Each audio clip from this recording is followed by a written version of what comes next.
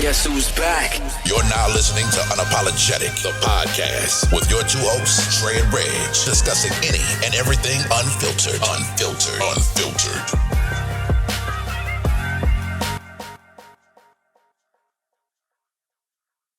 Say you picked up a shorty, right? And y'all going out to eat or something. She asked you, could she get the ox? She's like, the ox cord? Yeah, I want to get the ox cord. Yeah, Can I get the ox? I want you to hear my mixtape. Would you listen to it? What would you say? I'd probably be like, oh, let me see what you got going on. Yeah, cut. Here, let me hear. Shit. You don't want to hear no baby daddy free? No. Yeah. What about some fuck nigga free? I heard that already. Yeah. That message, I probably wouldn't want to hear nothing like that. No message like that. Like, you gonna play some shit for me, I don't want to hear nothing about you scamming niggas and nah. We say that for some other time. I definitely would judge her. Shit, matter of fact, it's great. Go ahead, put that on. Yeah, get what you got. Yeah. Gonna dictate how the rest of the night go, huh? Tell me everything I need to go. That's what you want. Yeah. I have to watch out for this motherfucker. Yeah. Mm-hmm. I got my niggas in the cut. Mm-hmm. Man, run up in the nigga shit. Yeah. Go get some pussy. Yeah. Oh, yep. Remind me not to go over her shit. Code red. And when I call try not to have her over my shit. Nigga, she when might... I call you, Reggie, nigga, I'm gonna text you to call me. And this time, not a second later, I gotta go pick you up from the hospital. Yeah, there's too many want to be niggas these days, though.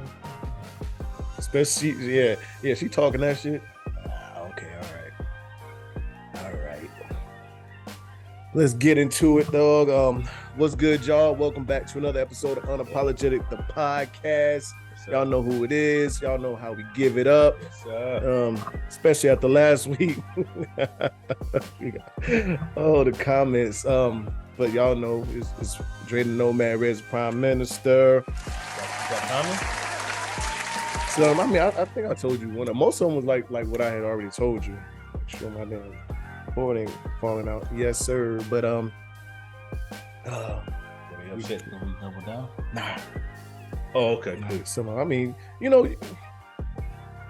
don't know why people, like you got to reiterate or like go into detail about what you said. Nah, I said what I said, and specifics or prefaces or whatever else. This is like I'm allowed to have them, right? So you know what I'm saying. But well, fuck it, yeah, we can get into the episode recap, man. So somebody did hit me up. This dude, he was like, dog, I don't know why it's like that. He was like, think about this shit.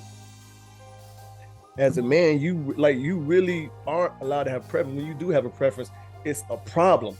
He's like, it even goes as deep as, imagine, somebody, a gay dude trying to talk to you, right? Or a trans trying to talk to you, and you like, I'm good. You can be as nice as you want to be, say it as polite, but if you turn them down, you could be labeled transphobic, you can be labeled homophobic.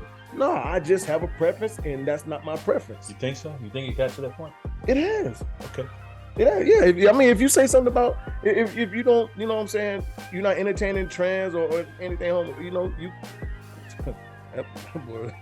That's a grown man run right there, y'all. We watching Thursday Night Football, so forgive us for, but it's a hell of a stiff arm. But yeah, like you are like listed all these kind of phobes. You know what I'm saying? If a stud tries to talk to a woman, and she's not into that, that's just what it is. Well, okay. Imagine you saying, nah, I don't fuck with gay people like that. You're homophobe. I just don't. You know what I'm saying? I just don't care to. Right. But that's what they'll say. The same thing with the trans community. for the most part. Yeah, I get it. I get it now. It's sad, but I mean, that's what society is today. And it seems like it's more or less, yeah, it is, and it's more or less with men. Okay. Because like we kind of alluded to last week, and even old boy was telling me, like, yeah, you having a preference is like damn near a sin, a crime. What you mean you know what I'm saying? You don't like big girls. What you mean? You got a preference? You don't like is your colorist if you don't like dark skin or you don't like light skin. You know what I'm saying? It's always it's some kind of shit. I get it. You know what I'm saying? So yeah, it's crazy. It's crazy. That's why, at this point it's just like, you know what? Who fucking cares? Like, I'm gonna like what I like and want what I want. And if you don't like it, you know what you can do. Kiss my ass. Well, that was my message last week, sir. That's who I want. I don't need to triple down. Yeah, no reiteration. Yeah, I'm gonna leave it alone. What's up, man? How you, man? I'm good, bro. I'm good. Coming back from memorial service for my cousin. Right. I was wore out, man. That was a long, 2 or 3 days. Seemed like, dog. I was, slept on an air mattress one day, a sofa the next day. Okay. Oh, I just felt beat up when I got playing musical beds, huh? Yeah. All right. Yeah, but I mean, outside of that, good service. Great to see. A lot of family that I haven't seen in. When I say over 20, 25, maybe 30 years, it's crazy. Like, first cousins I probably haven't seen since. I was 9, 10 years old.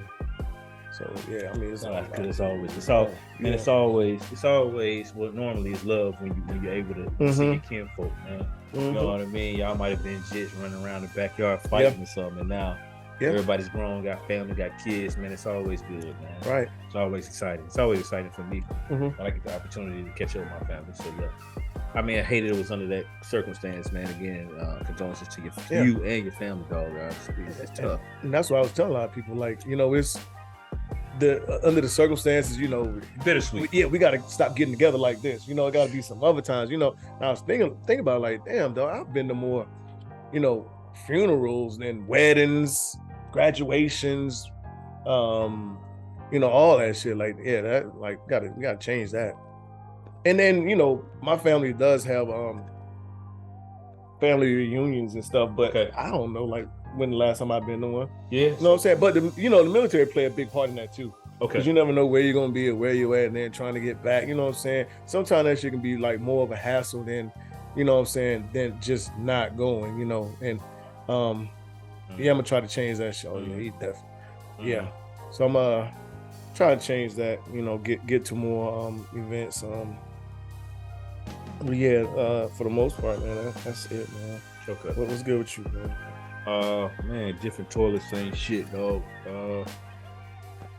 Man, I mean, honestly, since the pod, man, a few days have been a blur. Honestly, I don't even remember what I've been doing, bro. I don't remember what did I do? I think I did too much over the weekend. Yeah, we ain't doing nothing but watch football. We watch football. Yeah, watch football. Watch a lot of football, bro. That's it. Going into this weekend, all this week, really, man. I just really been on ice, man. Just trying to tighten up on a couple things. Get my paperwork right to get ready to get up out of here, bro. Okay. Doing that and taking the opportunity to get, make sure that my health is good to go. Gotta make sure that that's A1. Moving into getting closer to the latter part of my career, you know what I mean? It's here now. So every ache, every get that shit documented. Yeah. I'm on it, man. I'm on it. Yeah. I feel like I'd have been to the medical center every day this week, dog. That's what you gotta do. And I'm going back tomorrow. You hear me? You know what? Because them motherfuckers still won't care. They'd be like, try to get you. So somebody asked me about that. It was like, y'all still on podcast, right? Being that Dre leader, I'm like, yeah, we're on podcast. Yeah. This ain't the end just because we not in the same location. We did the same thing, when he went across the water. So listen, if anything, well, it ain't gonna be nothing like that. Lord knows, nah, man, yeah. that was rough. But let's keep this thing going, man. Yeah, ain't nothing ending. We still gonna get to it, man. So we did a recap, man. Let's I guess we can talk about some sports and do it again, man. Congratulations to the Las Vegas Aces, to the Vegas Aces. The girls won the championship. I thought it was gonna be a sweep, but they proved me wrong. They let Connecticut steal one, but right. And Connecticut was hot. Yeah, Connecticut was that hot. game. Oh my, yeah. Well, yeah, what I'm saying, going into the okay, how they beat Chicago. Yeah, you know what I'm saying. I didn't see it. But yeah, hats off to them, man. Shout out to them. Yeah, Asia Wilson, and the beast that she is. Yeah.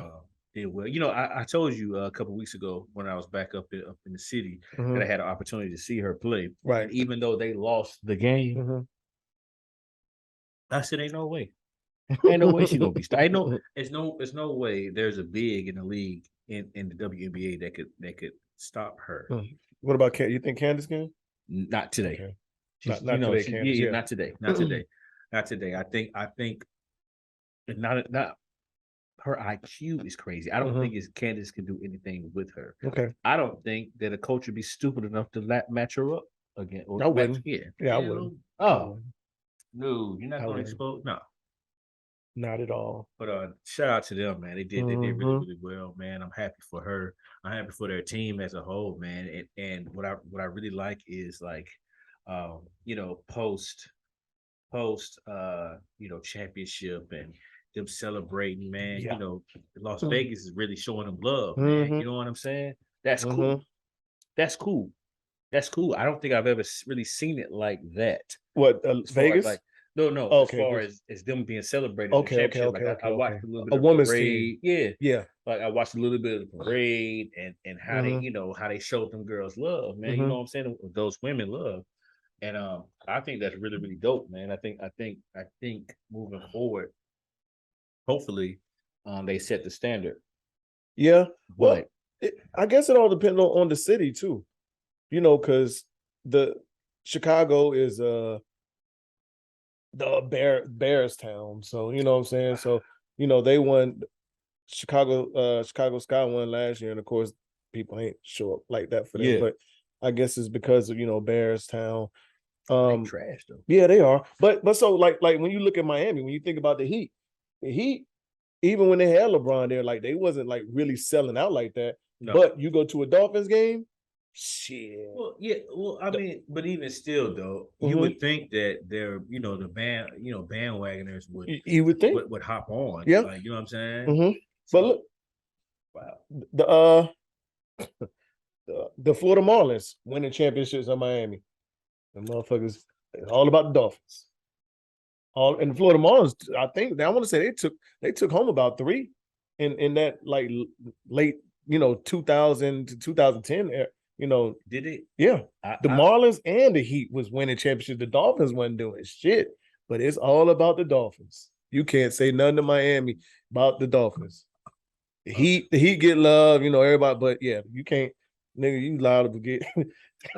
I didn't know that. Yeah. Okay. Yeah. It's about the Dolphins. Absolutely. Okay. And probably the same thing with LA, because I don't remember the Sparks championships and everything, but I know when the Lakers win. Yeah. Well, I mean, I'm not comparing it to but men and women. All I'm saying is that I hope that took people. Yeah, people start showing more love. You know what I mean? Yeah. Because whether they were citizens of Las Vegas or maybe that was the catalyst. Like, hey, people are out here. Vegas never sleeps, right? So it's like, all right. Hey, they're having a parade. Everybody's outside. Like, let's go. Yeah, let's go. I don't know, but I'm just saying. Regardless, yeah. I thought it was really, really sweet. I was really, really sweet, smooth, man, for them girls, for them women. I'm sorry to keep on to have that support, man. And I don't want nobody to think I'm men and women either. But I think it's just more or less the team because, like I said, the Heat is a man's team, but it's just, that whatever particular team and right now the Aces is the hottest team in, Las Vegas, and they're the longest tenured team too because the Raiders just got there. So, hopefully it remains that way. The Aces are the sweethearts of that city. Yeah, it's dope. It's really, really dope. Yeah. Shout out to them. Anything in college football you want to talk about? I want to talk about this weekend. Okay. Yeah. Big game. Very big game. I would like to call it a big payback on how they did this last year because they ended a lot of shit for us last year. Yeah, brother. they did. They took a lot of dreams away from us last year. Mm-hmm. If you don't know, folks, we're talking about, well, you know who we are talking about. This team here going against Notre Dame this weekend. Big game for both programs. From our standpoint, the critics, in parentheses, me and Reggie, we realized that we really haven't played teams that should be up to par with the exception of Appalachian State. And we haven't played our best game yet. And even them. Yeah. Even then, but regardless, we're playing Notre Dame, and we talked about Notre Dame last week on the A Sports Talking Podcast. Excuse me. Please go check that out if you haven't. No, we didn't talk about them no, we didn't. I don't think we talked about them last week. Okay, we talked about them on your pod. It's a statement game for us. Mm-hmm. Because a lot of people say that when it comes down to FBS schools, that we don't have a chance against FBS schools based on the 3 FCS schools that we played. Right. Mm-hmm. So it's a statement game. Yeah. Notre Dame has not won a game. They won last week, right? Who did they play last week? Oh, they did play. They did win last week, barely, right? Mm-hmm. So they did. They won one game, right? Yeah. The coach is on a hot seat. Mm-hmm. Unfortunately. Unfortunately, we know he's on a hot seat. He's a young guy too. Yeah, 35, right? Yeah. So going into this game, I hate that there's a black man over there up there in Notre Dame that he's on a hot seat after his first season. Well, during his first season, it sucks. But at the end, we know we talked about why. Mm-hmm. And not even a quarter of the way through the season. Yeah, but fuck all that. We need this win. Yeah, we do. We knew that desperately. We have not played our best. Well, what I would consider our best. We haven't played nowhere near. I want to say 50% of our potential yet this season. I don't know. Well, and that's the bad thing. I don't know because, but name wise, you would think, you know what I mean? Like, all right, we got the stars. We got most would think you got the stars. You got the name. All right, cool. We have players that ESPN or Rivals.com is telling us are talented players, right? But it's yet to be seen as a collective, right? We got Power Echoes that the young boy, that does his thing. Drake May's young boy. You know what I mean? But bro, all that shit has to come together on Saturday. It does. And if it does not, Reggie, we are going to get our ass beat at home. Well, at home. Embarrassed. We might be embarrassed. That's what I'm saying. If it don't come together Saturday, bro, they gonna bust our ass. I don't give a damn about their record. Hopefully the off week has helped us. Well, it helped us. We already know it helped us when it came down to injury. Personnel wise, personnel for sure. Game plan, devising something, hopefully, Gene Chiswick dialed up the motherfucking annexation of Puerto Rico or some shit. I don't know. Gene Chiswick. I like how you broke that shit down to me about Gene Chiswick and why you're there compared to. We won't talk about it, but I thought about it. Like, yeah, okay, it makes sense why Mac probably hired him. But anyway, we need that game. We do. We need it bad for a lot of reasons. We need that game. You know, we need that game. I think actually one of the biggest reasons why is because I do think winning this game will bring a lot of confidence and a lot of, I think help us out a lot moving forward. You know what I'm saying? Going into conference play. Yeah. I agree. Like that's a good startup game, to jump into the conference, man. You know what I mean? I really do think it is. I hope that Mac Brown use the personnel, man. Yeah. You gotta use all the damn tight ends. Use all the damn, you know what I'm saying? Use all the damn use them. I ain't saying literally all of them, but we got some guys, man. You're right. We do. We have some guys, man. We got to use these guys, man. Use them now. Yeah, and roll the dice, man. Regardless of us being a basketball school or not, motherfuckers still want to beat us. They still want to beat us. We've had a top class 2 years in a row. I don't want to hear that basketball shit. They want to beat us. Yeah, they want to beat us. Yeah, I don't want to hear that basketball shit. By the numbers, we're getting the recruits. We are. And transfers. So I don't want to hear that shit. I'm not saying we should be competing with Alabama. Right. But we should be busting with the like you said, the transfers and the recruits that we're getting, bro. We should be kicking people ass. Yeah, and we shouldn't be going back and forth with Georgia State at all. I wish I would have took that boy's bet. That boy, side note, guy told me he would take my number. And he said that he wanted to bet me $100 that Georgia State would not win when I told him that Georgia State would win when I told him that Charlotte was going to come down here and beat them. And I told him, bro, Charlotte is about to come down here and beat y'all.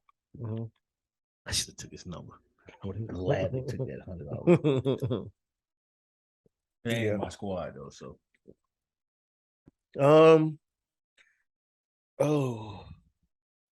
Anything else? College? Yeah, I don't care too much about anybody else right now. It's early. Yeah, it's a little too early.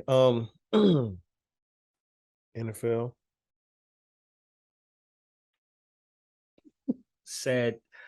Well, we'll start. I'll start with the Panthers. I won't do like that. My squad is 0-2. I feel like honestly could easily be 2-0. Easily. I know they, the statisticians or whatever, like it's like no team in NFL history has ever lost back-to-back go ahead field goals of 50 plus 2 weeks in a row or some stupid shit like that. Honestly, we are. I feel like we are 2 or 3 plays away from being 2-0. Not saying that we're a good team, but when it boils down to it, like we're losing, heartbreaks, man. Right. I'm still not a believer in Baker Mayfield. I'm with you. I'm still not a believer in play calling. Right. Well, just say Matt Rule. Fuck it. Matt Rule. Yeah. I'm not fucking I'm not fucking sold on Matt Rule. Right. Okay. All right. Yeah, we're not even gonna blame it on play call. We just gonna blame it Matt on Rule. Yeah. I don't fucking like you. All right. I don't like it. The guy, yeah. So we'll see what happens, man. And then moving on to your Niners, right? Yeah.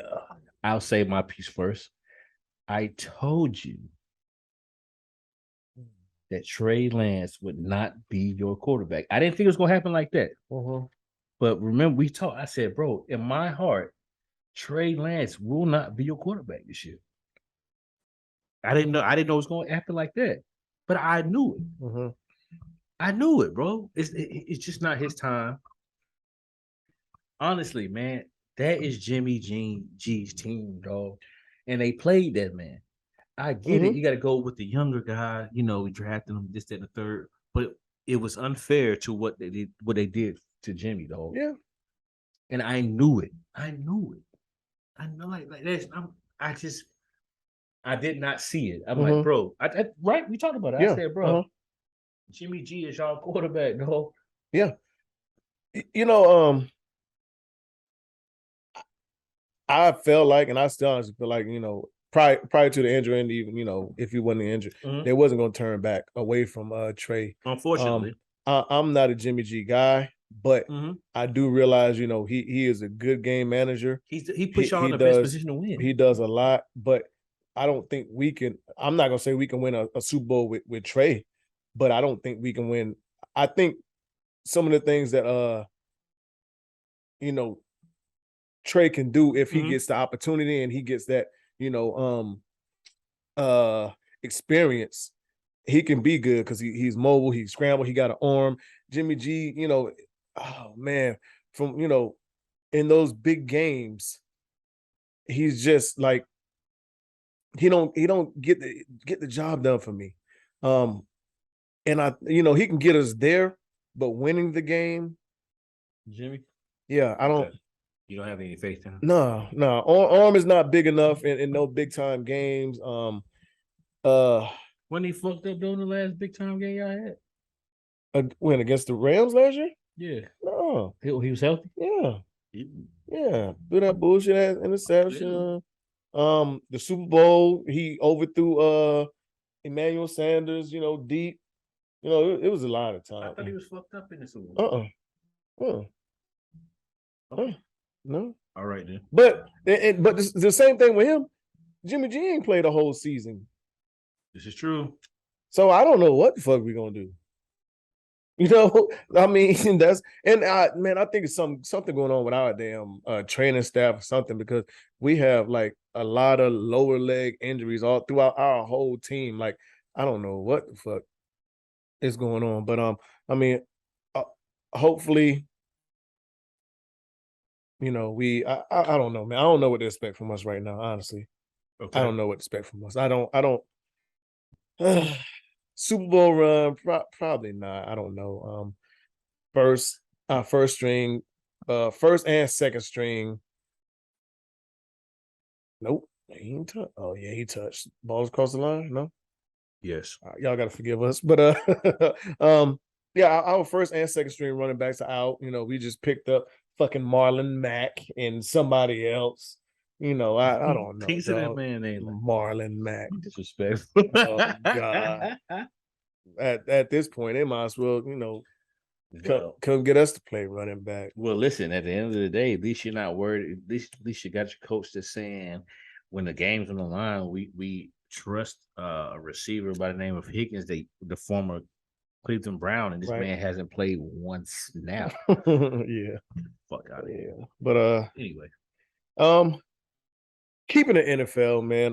This Brett Favre thing we talked about, I want to say about 2 weeks ago, I think. Yeah, maybe a week. But more and more is coming out with this the scandal as far as him embezzling money. Now text messages have surfaced and all this other stuff. And it's not really being talked about. Right. Am I surprised? Not really, but I'm not surprised. I'm just like, it's bittersweet. One, because as a player, we talk all the time, and when it comes to gunslingers, as far as football goes, I'm gonna use Brett Favre. Like, you know me, I'm gonna say Brett Favre because he was a gunslinger. Yeah. But off the field, the things that have transpired, man, over the years and throughout his career, them not being, favorable at all. God. Oh my God. And I'm not even gonna disrespect his wife in that scandal. But this is, Shannon Sharp said it best. We're talking about a guy that stole millions of dollars from the poorest state in our country.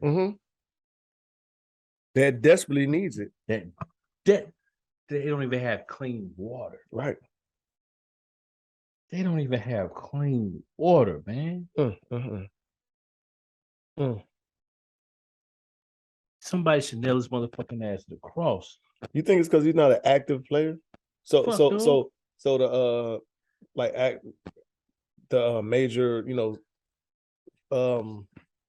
news channels or whatever is going to talk about it. Man, everybody know fucking Brett Favre, bro. Yeah, they do.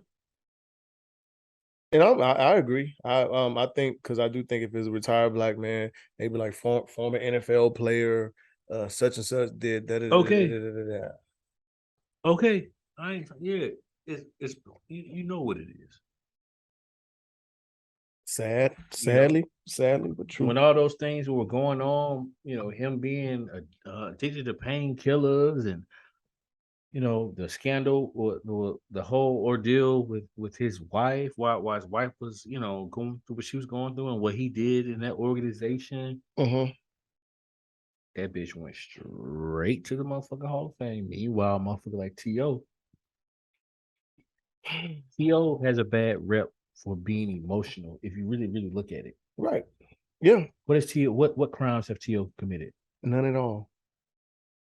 No, he's just emotional. None at all. Right? No real antics at all. Because the man was doing sit-ups in his yard. Right. He's emotional. But that goes to the black man and black woman problem that America has. We talked about it plenty of times. When Tom Brady slams the iPad on the ground, it's passion. He's he's what I'm saying, let somebody else do it. A Cam Newton or somebody. It's an issue. It's a problem. They're angry. I'm just saying, but that's how it goes, though. You know what I'm saying? The Tom Brady grab a teammate's face mask and this motherfucker Tom Brady break like 2 or 3 motherfucking iPads a month. Let a black man do it. It's a big issue. He got anger problems. What is his problem? Yeah, I mean, and I hate to sing a lot of Tom like that, but Tom is it's the truth, but he's the one that we don't see too many people else slamming shit, breaking shit, you know what I'm saying, cursing out teammates, giving them that look. What? We looking at his words. We were looking at his mouth, bro. Tom, I think cussing them boys slap out. What game was it? We watched the Cowboy game. Yeah. When old boy Mr. Cash, he was no, I think it was a lineman. Yeah, Mr. Assignment. Yeah, Mr. He was talking to him on the way to on him. Now let Cam Newton or somebody else do that shit. A black quarterback. It's issue. Why is he in his face like that? Why is he? You know what I'm saying? Man, please. But it's passion with them. Yeah, please stop bringing them. All right. It's passion with us, so we'll leave it at that. But and to move right along, Udoka's in the news heavy. Yeah. And that whole ordeal don't have, let's talk about it, anything far as in what's wrongful. And don't get me wrong, what he did and is accused of, what they're saying is wrong if true. But compared to someone stealing millions of dollars from the poorest state in America to facilitate a volleyball facility, it don't hold a candle to it, and it's still yet to be talked about, and it won't be. So for those that don't know, Ime Udoka, reports are being said that he had an inappropriate relationship with another staff member, not team member. That's how it came out at first, but a staff member of the Boston Celtics. Right. And they're, I guess, trying to figure out what type of suspension or punishment he's going to get. Right. And it is being rumored that it could be for the year. Right. I'll start there. Okay.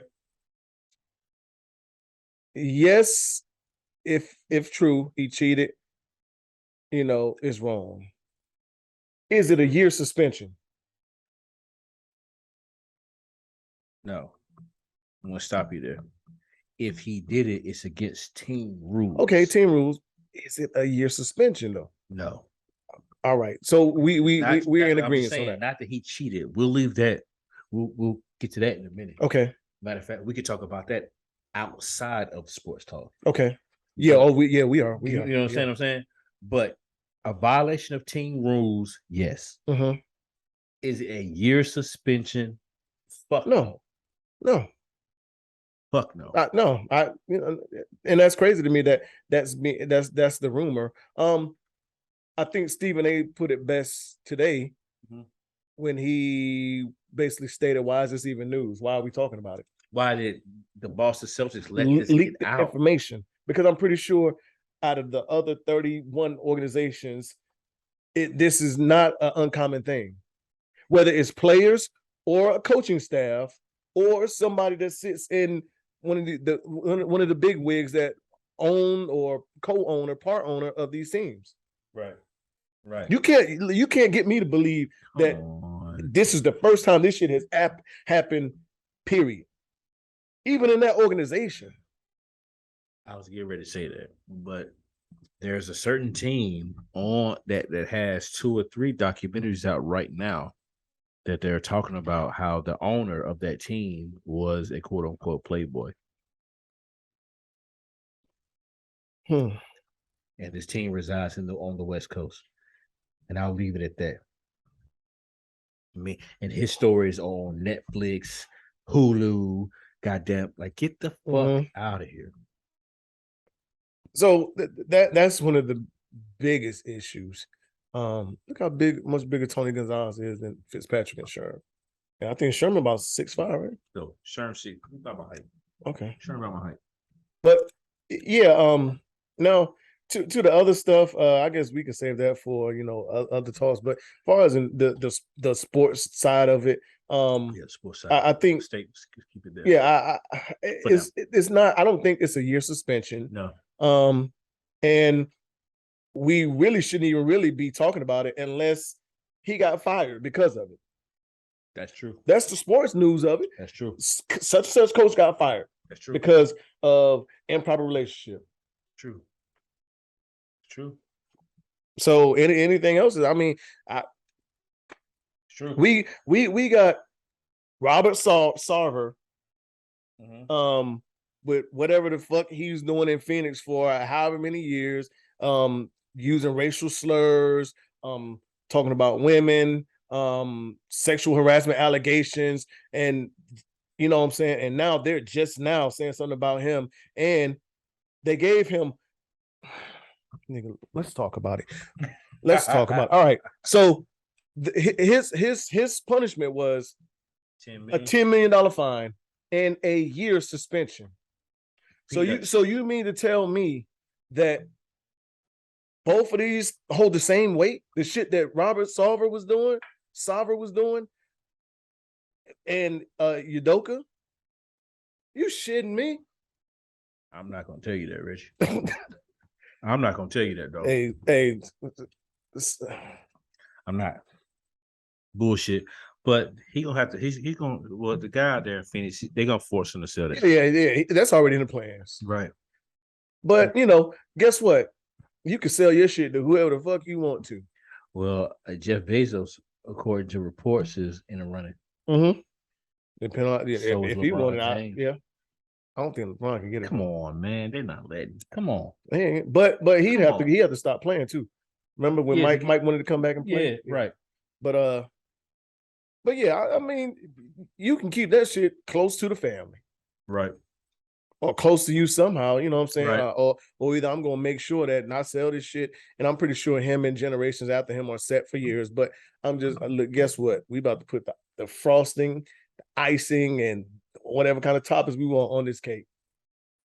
Right. I'm selling this shit. But yeah, for him to get a year, and they're rumoring to want to give Udoka a year, that shit is crazy. Meanwhile, your guy in Washington for the Commanders. Yeah. It's still, walking around doing his thing. Jerry Jones, the allegations that these motherfuckers are paying off shit. You know what I'm saying? Snyder. Daniel Snyder, Robert Kraft. You know, all this shit is swept under the rug, and it's cool. But that's why it's leaked for you though, because he's a black man, and you know he had a successful season. And he probably, you know, we've heard plenty about Boston. It could be the fact that they might want a white boy in that coach. I don't know. Maybe. I don't know. Maybe. I'm not rumored. Y'all didn't hear that rumor start from me. Maybe. No. But I did read a report that he said he's not going to resign, which I don't think he should. Hell no. And he shouldn't be forced to resign either. Hell no. You know, out of all the other shit that's going on. But, you know, it reminds you of no matter how progressive the NBA is, there's still a good old boy faction in there. Come on, man. You know what I'm saying? Of course. Because we still only got one really. We got a couple of minority owners, but we only have one black owner. You know what I'm saying? There's a couple like you have, you know, motherfuckers that are mixed or, you know, Canadian or whatever else, but we only have one black motherfucker. Mm-hmm. You know? And speaking of that, like one thing I don't understand is we talk about black excellence. Charlotte's not a bad city. No. When these motherfuckers talk about black excellence, why don't we get a big 3 in Charlotte to bring this black city, predominantly black city, a black owner, a championship? You said getting a big 3 in Charlotte? Yeah. Why the we don't have no, you know, you talking about some motherfuckers that want to link up, you know what I'm saying? Because we talk this black pride, black ownership, all this other shit, but it's the market. While we know that Charlotte is not a bad city. Mm-hmm. However, amongst the major cities in the country, mm-hmm. you know, it's not very big as when it boils down to, excuse me, the other side. Okay, but it is prospering as far as it's up and coming as far as we go. Mm-hmm. You know, as far as the black community goes. Right. But at the end of the day, like, we know who makes the world go round. We know who mm-hmm. you know moves the needle mm-hmm. on the record, if you will. Mm-hmm. And Charlotte's not there. It's not, but it is a small market team. But there are other small market teams that are getting these things. But in today's climate, well, so for the NBA, there's a salary cap. It ain't like baseball where you can, you know what I'm saying, you can get these astronomical numbers, and if you just got a lot of money, big bank take little bank, these in motherfuckers the MLB. can't match you. Big bank take little bank in the MLB. Mm-hmm. Yeah, but so we got a cap, so you know we're gonna pay these motherfuckers. Right. But you know, if you being in, you know, Charlotte, mm-hmm. Memphis, mm-hmm. Some of these small market teams, it ain't gonna stop your endorsements. I mean, because you can easily, you know, hey, that's true. We need you to do a commercial for Nike today. That's real. You know what I'm saying? I don't know. I that's just something I think about often. I think about you, and I also think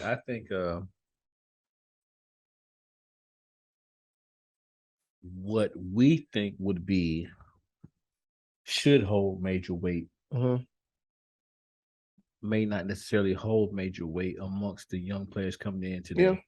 I look at those 2 pictures that you have over there. For those who can't see them, obviously no one can. Mm-hmm. You got 2 pictures of Michael Jordan over there. Mm-hmm. In your mind and in my mind, we say, how the fuck would you not want to play for MJ? Right. Well, yeah. Right. We say that, right? Mm-hmm. But at the end of the day, I think that there's young players that may be intimidated by that. That too. Or may not really give a shit about that. And because they've never seen them play. Right. We got a lot of motherfuckers in the league that ain't seen them play. Yeah, that's what I'm saying. Yeah. A vast majority wasn't alive. Yeah, right. Because MJ retired when I was a senior in high school. Okay. Right? After 2003. Mm-hmm. Right? 0203. That was that was the last year. Mm-hmm. So we're talking That's about 21 years ago. Yeah. 19, 20, 20. Yeah. Think about it. Yeah. Yeah, think about it. Yeah. So I think it has a lot to do with it. Either way, fuck all that. Hornets till I die, bitch. Fight me. I don't like it.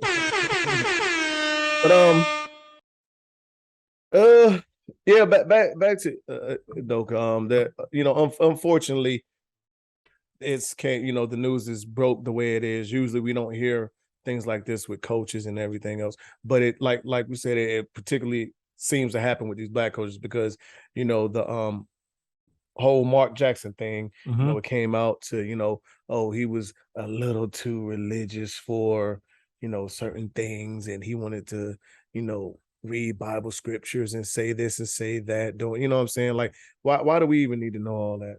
Why is this justified? Why is this being used as justification for him to not be coaching the team right now? But whatever. Whatever. They just didn't want right Mark Jackson to be the face of that shit. Exactly. I'm not even gonna go down that rabbit hole. I'm not even gonna. Becky Hammons is the WNBA Mark Jackson. Tell me more.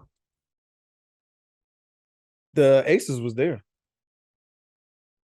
before Becky Hammons got there. Who was their coach? I forgot her name. But the Aces was of course they made a couple moves. They got rid of Liz Cambridge. I think that was the biggest part of them being real successful. They getting rid of Liz Cambridge. Cancer, man. Getting rid of Liz, cancer, and also it frees up the everything for Asia Wilson so she can get busy. And what does she do? She wins her second MVP. My homeboy pointed out to me how Liz Cambridge gives up on teams and shit. She got a history of it. Yeah. She did it draft day.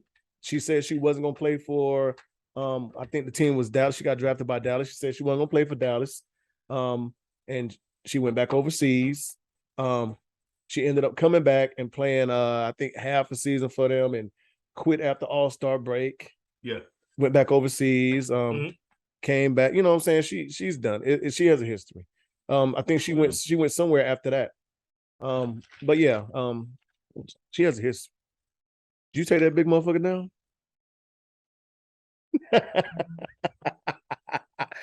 I'm not gonna lie. Well, there are some pictures and shots I see. I'm like, listen, I would try to fold that big motherfucker up with them long ass legs, but yeah. Yeah, that'll be an asterisk against what I said. She ain't like a big girl. I mean, no, she's just long, man. Yeah, she's just long. I probably would. I would. Yeah, I think I would. Yeah, she's 6'9", 216. The last name, 216. That's what they say. Wow, that's what they say. You fucking 6'9", you're fucking unicorn. Sue me. Fuck you. Yeah, 216. That's very slim for her. At 6'9"? Yeah. Yeah. Mm-hmm. But I ain't finna. Anyway. Liz, I'm not asking for a chance, but I would. Hey. Sure, they swing my. Yeah. Mm-hmm. So we talked about Tiffany Haddish, A. Spears. Okay. I think it wasn't last week, was it, or was it the week before? It's one of them. Okay. But that discussing has video. And the reason why it's news is because the young lady that was a part of one of the videos, and her brother was, the little boy that was in the other video, was suing, pressing charges, all this other stuff. Damn, y'all gotta excuse me. Gas in my chest. But so I read an article yesterday that she has withdrew charges, released a statement saying, they're sorry for this whole ordeal. Tiffany Haddish is a friend of the family. So she got paid off. They know nothing, all the, So they got paid off. Basically. But we know, I mean, I felt like that's what they wanted to begin with anyway. Yeah, of course. But for people, so I think that's why a lot of people don't take mental health serious or care about it, because one of the main things that they was talking about was, I can't do this, I can't do that. Like I don't trust people. I don't want to be on camera. I don't want to blah blah blah blah blah blah blah because of this whole ordeal. But there was we don't know that they settled or there was some money paid, but I can only assume that there was, and I'm pretty sure it's probably a good assumption. But now that that is, what about your mental health now? Because money don't cure mental health. No, it does not. It does not. So I mean, we in I think we've been in sad, troubled times for a while, but just for shit like that, that you're screaming mental health and all this other shit. But I guess whatever happens and people want to throw some money away, it's like, okay, all is forgiven. But I mean, we can say that to when people talk about sexual assault, rape, battery, all this other shit, you know what I'm saying? No, I want him to pay, because I don't want him to do this to any other woman. But then, motherfuckers say, well, I got $8 million for you. Then the whole narrative changed, the whole tone changed. Now all of a sudden you're not a martyr for women and sexual abuse or sexual assault. Wow. Money rules the world. And a lot of that shit that you're so-called worried about is fucking with you seems to go out the window when money start talking. Yeah. Of course. And it's nasty but that's the way the world is. These motherfuckers even gonna bring your name up and throw your name out there like that and because this video is not even hidden. The shit is public knowledge. It's sitting there on websites and nobody even cares about it until now. Right. You want to, and the story is they got paid years back from that shit. So now you want to shake, you want to shake down a motherfucker again. But no. Their mom got paid. I'm sorry. Yeah, the parent. The mom got paid. So now you want to shake them down for more money. And I don't know. It makes you look at things different when motherfuckers start, saying this shit and bringing this shit up. And you're like, why, all of a sudden, when it come across the screen, you like, somebody wants some money. Somebody trying to get paid. Yeah. But yeah, because in the world we live in, bread is always involved, man. Mm-hmm. It is, bro. It is. Mm-hmm. Yeah. Bobby Smurda, you saw this shit with him? Yes. What's your thoughts? Honestly, I don't know what to think. To each his own. Whatever he likes is what he likes. But you think that was that dude? No, I don't. Honestly, I don't. But supposedly the dude apologized for leaking for but I don't know. What are you saying you don't know? If that was him or not. If that shit is true, and I'll let you, since you about to talk, you can tell everybody that don't know what we're talking about. So there was a leaked photo with video. A leaked video with a person under the covers, with Bobby Smurda in bed with looks like, they had they spent an evening together, obviously they're in bed. And this person was light skinned, had a bun. Right. And all you can see is the bun. Bobby Smurda posted it or whatever the case may be. All right, cool. Now there's a man who said, I didn't want to show my face, I was shy, but he loves me, or something to that. something along those lines. Implying that it was a man that was in the bed with Bobby Smurda. Right. Smurda.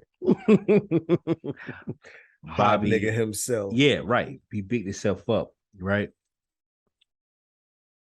Obviously, Bobby is claiming to be a heterosexual. Right. He didn't like it. He received backlash. Okay. The guy who said it is him in the video has since apologized and said, I was full of shit. I'm lying and telling a story. I think That's crazy to even like people gaining popularity or whatever off of one's name. I don't fuck with that. No, that's nasty. That. It's horrible. Yeah. Yeah. This is the second time since Bobby Smurda been out there. Somebody is cute because he had made a statement, said something about he had received head while he was in prison. I don't know if you remember that. No, I don't. And then he came back out after that. It was like, it was from like one of the female COs. He was like, I don't know why I should have to specify that. Like, I'm a heterosexual man. Well, when you say you receive head in prison, nigga, you have to specify that. Turk said the same thing. Drink champs. What, that you have to specify? Yeah. No. Oh, no. That he was get busy in prison. Yeah. But that's something you got to specify, right? It's certain places. I think certain places when you're speaking about that, you have to specify. Like you was in prison. We know that they don't lock men and women up in the same prisons, and there are women and having sex. COs and whoever else having sex with inmates and men. Same thing. But for the most part, it's a lot of homosexual activity going on. So yeah, you got to specify that shit. There ain't no doubt about it. But I don't think it was that guy. And I mean, if it was, and they covered up, to each his own. But to each his own. Yeah. The guy came out and said it wasn't me. I'm sorry. If I was Bobby, I'd be on fire. I would too. But for the right amount of money, he would say that too, though. Not saying it was or wasn't him, but for the right amount of money, to cover it up. Yeah, you know what I'm saying. Somebody throwing some money. Hey, I need you. We just talked about that. Yeah. But do you think Bobby Smurda is actually recording some shit in his phone? I would no, I don't. It's a dirty game. It's a dirty game, folks. Yeah. This is crazy, dog. Y'all, we looking at last y'all know we look. Macho Man is dead. Why they got a imitation? But Macho Man dead? Yeah. Macho Man Warrior's dead. Macho Man passed away too. I'm pretty sure. I think so. But Tory Lanez and August Alsina. I don't know if we're gonna feel the same way about this conversation. And y'all, this is shit that we don't care about, but we talking about. So I guess we might care about a little bit. But it's talking shit. Macho Man dead, right? Yeah. Yeah, he passed away a while ago. Yeah, like 2011. Yeah. Shit. I remember that. Holy shit. I remember. Yeah. What the hell have I been? Randy Savage passed away. So well, I guess it's two sides to this that I fall on. August Alsina, Tory Lanez bumped into each other. According to Tory Lanez, energy was weird. There was no dap up. He tried to shake his hand or whatever else. It's just like a blow off or some shit, and kept it moving. A lot of us, man, we have codes and different codes and all this other shit. Okay. Some feel like, if this nigga don't shake, like he ain't shake my hand, we got a problem. I don't necessarily care, whatever. Okay. I'm not looking for you later. Like, yo, what the fuck's the deal? You ain't shake my hand. Like, what's going on? You know what I'm saying? But I get it. Like a lot of niggas feel that way. There are a lot of, whether you're in New York, you're in Atlanta, you're in Miami, you're in Cali, like there are specific codes every place, But so for August Alsina to take that doctored ass picture, to me, I'm gonna say doctored because the pose was fugazi, it was funny. It was, to me, it screamed, I want attention. When do you ever get punched or beat up or whatever else and go get somebody to take some pictures of you, then post a long ass story and start off by saying, I didn't want to do this, but, and then you go on the list, like everything that happened, I got punched on, and you leaning up against the wall with your lip, like, you know what I'm saying? You posing, like, to me, that's sucker shit.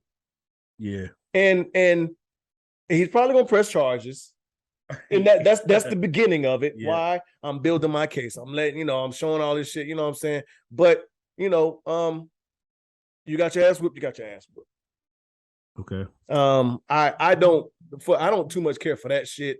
You know what I'm saying? But Tory Lanez didn't bust that man ass. The theatrics of it. His security bust his ass. Like, come on. Yeah, I believe so.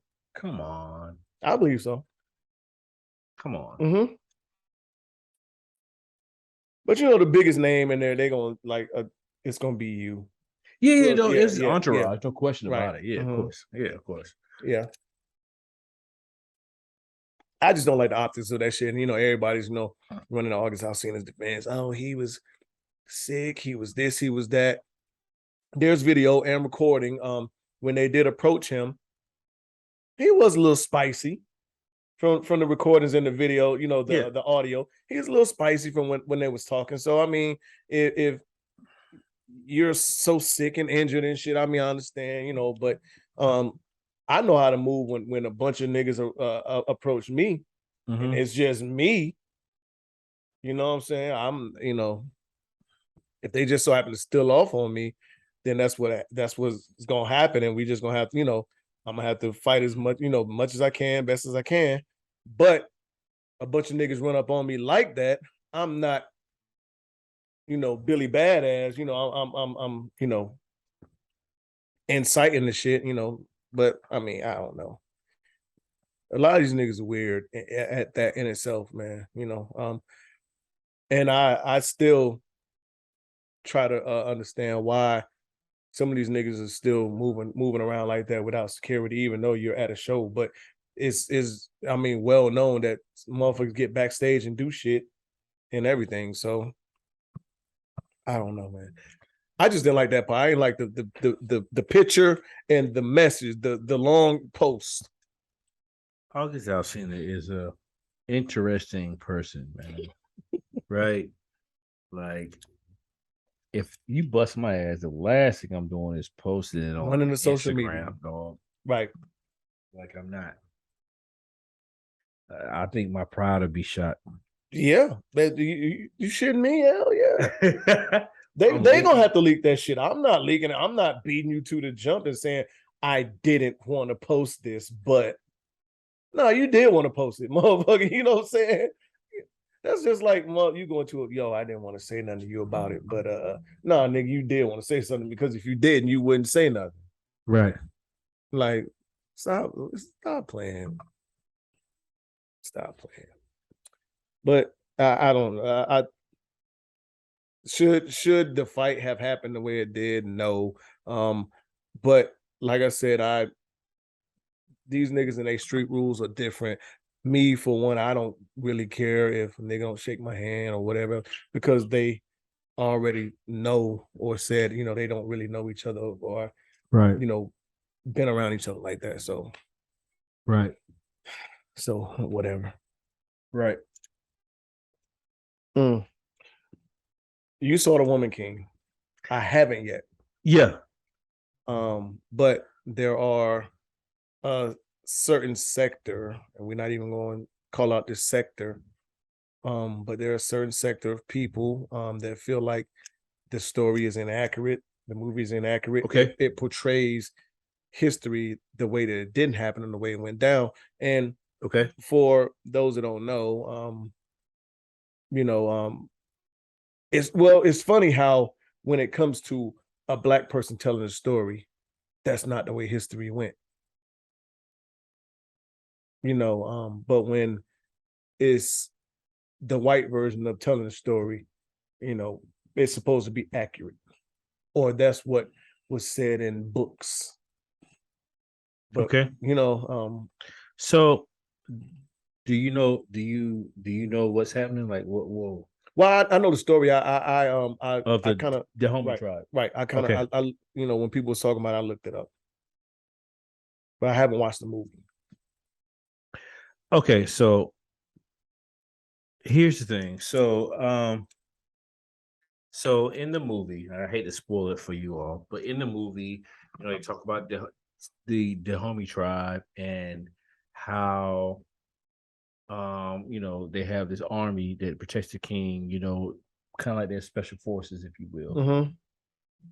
That's made up of women, all women, right? Mm-hmm. Um, they they protect the kingdom and whatnot, and these some bad motherfuckers, right? Okay. And the king pretty much is trying to protect. It goes kind of into like a political aspect, like he has to make choices as far as like, hey, you know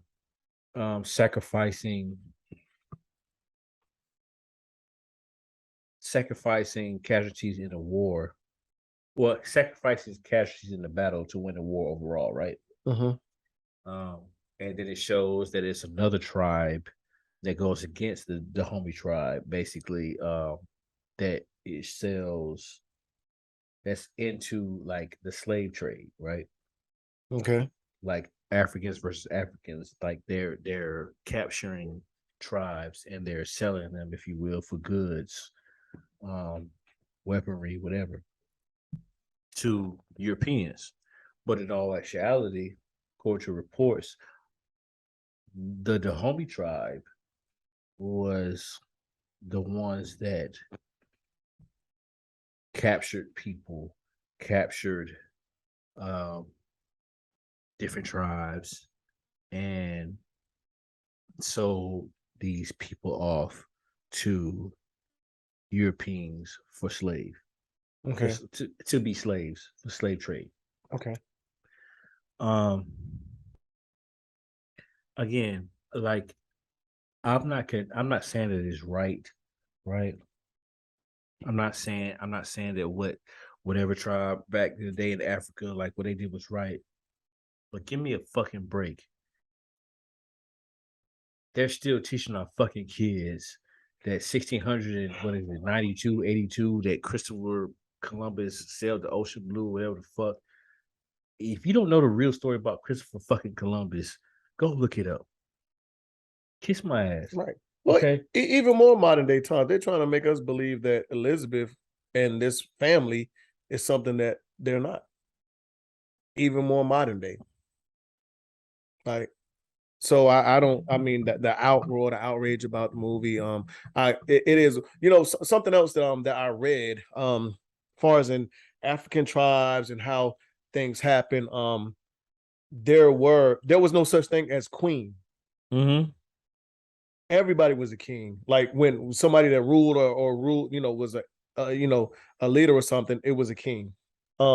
We got queen from European standards.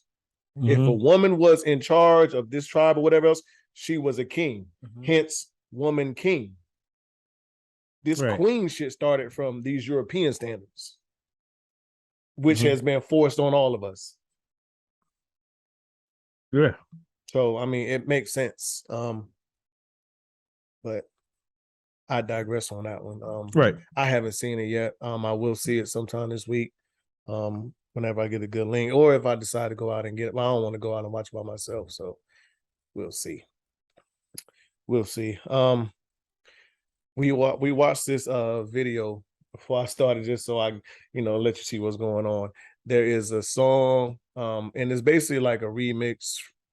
Well, these days they call it freestyle, even though it's not a freestyle, but it's a remix freestyle of FNF, fuck nigga free, young lady by the name of damn, whatever. I'm not gonna butcher her name or say some wrong Glorilla shit. is her name. No. This other one that's Oh, made the I didn't remix. even see her name, bro. So the song is called BDF, Baby Daddy Free. Yo.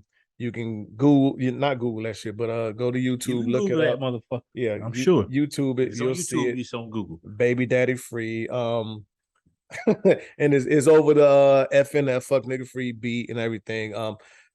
But basically, she's talking about not having children. She forgot the plan B. She's going to the abortion clinic and all this. ABORTING. Yeah, I got murder on my mind. Murder on my mind is wild, bro. I got murder on my mind is wild. And you go to, what the fuck? What are your thoughts on this? Nigga, this is nigga. My thoughts I'm gonna is DM her. I want to see if she'll come on the show. I'm gonna DM her. Man, please do. Please I want to talk about it. Please do. I am. I'm a DM. Way that she does. When you do it, I'll double down on it too.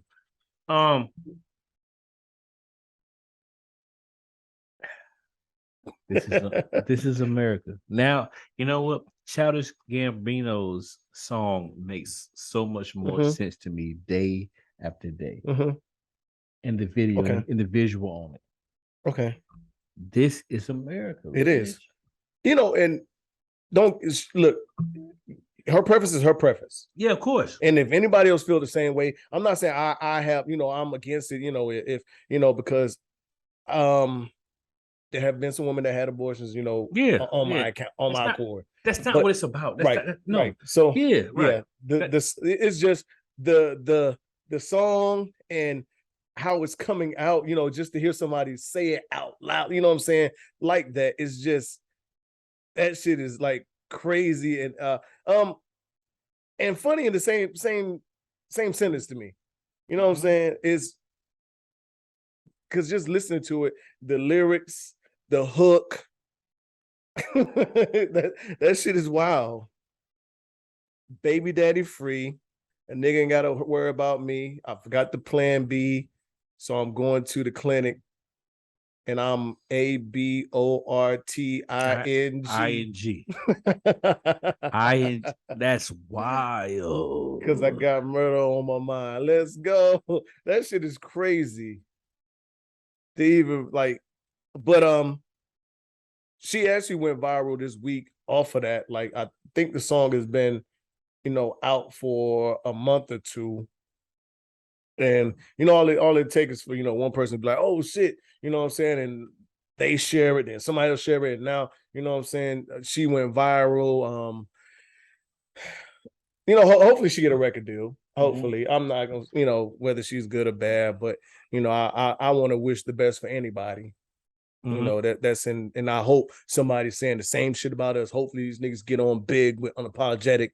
You know what I'm saying? I'm not, but it's an interesting song, to say the least. That shit is wild. My homeboy, like I told you, I said my homeboy when he was up here, my homeboy was like, dog, these hoes are lost these days. But I mean, this is where we're at. And like you said, this is America. This is where we at these days. But y'all go check out, listen, I'm gonna get her views up. Go check out BDF, Baby Daddy Free. That is what is called. And actually I'll give y'all, listen, I'm not even gonna her name is TNFW Neek. TNFW Neek. Baby Daddy Free. Baby. And a nigga ain't gotta worry about her. Cause she got murder on her mind. God damn. All right, we're gonna get like serious for a minute. This Denisha Washington story. Who? Denisha Washington. Well, let's talk about it.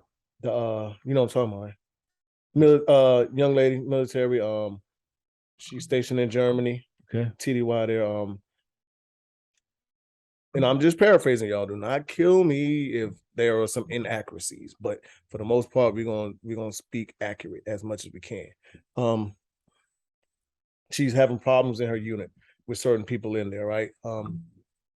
They had an outing one night. They went somewhere. I don't know exactly where they went, but on the way back home, she was assaulted by, and this is a young black girl.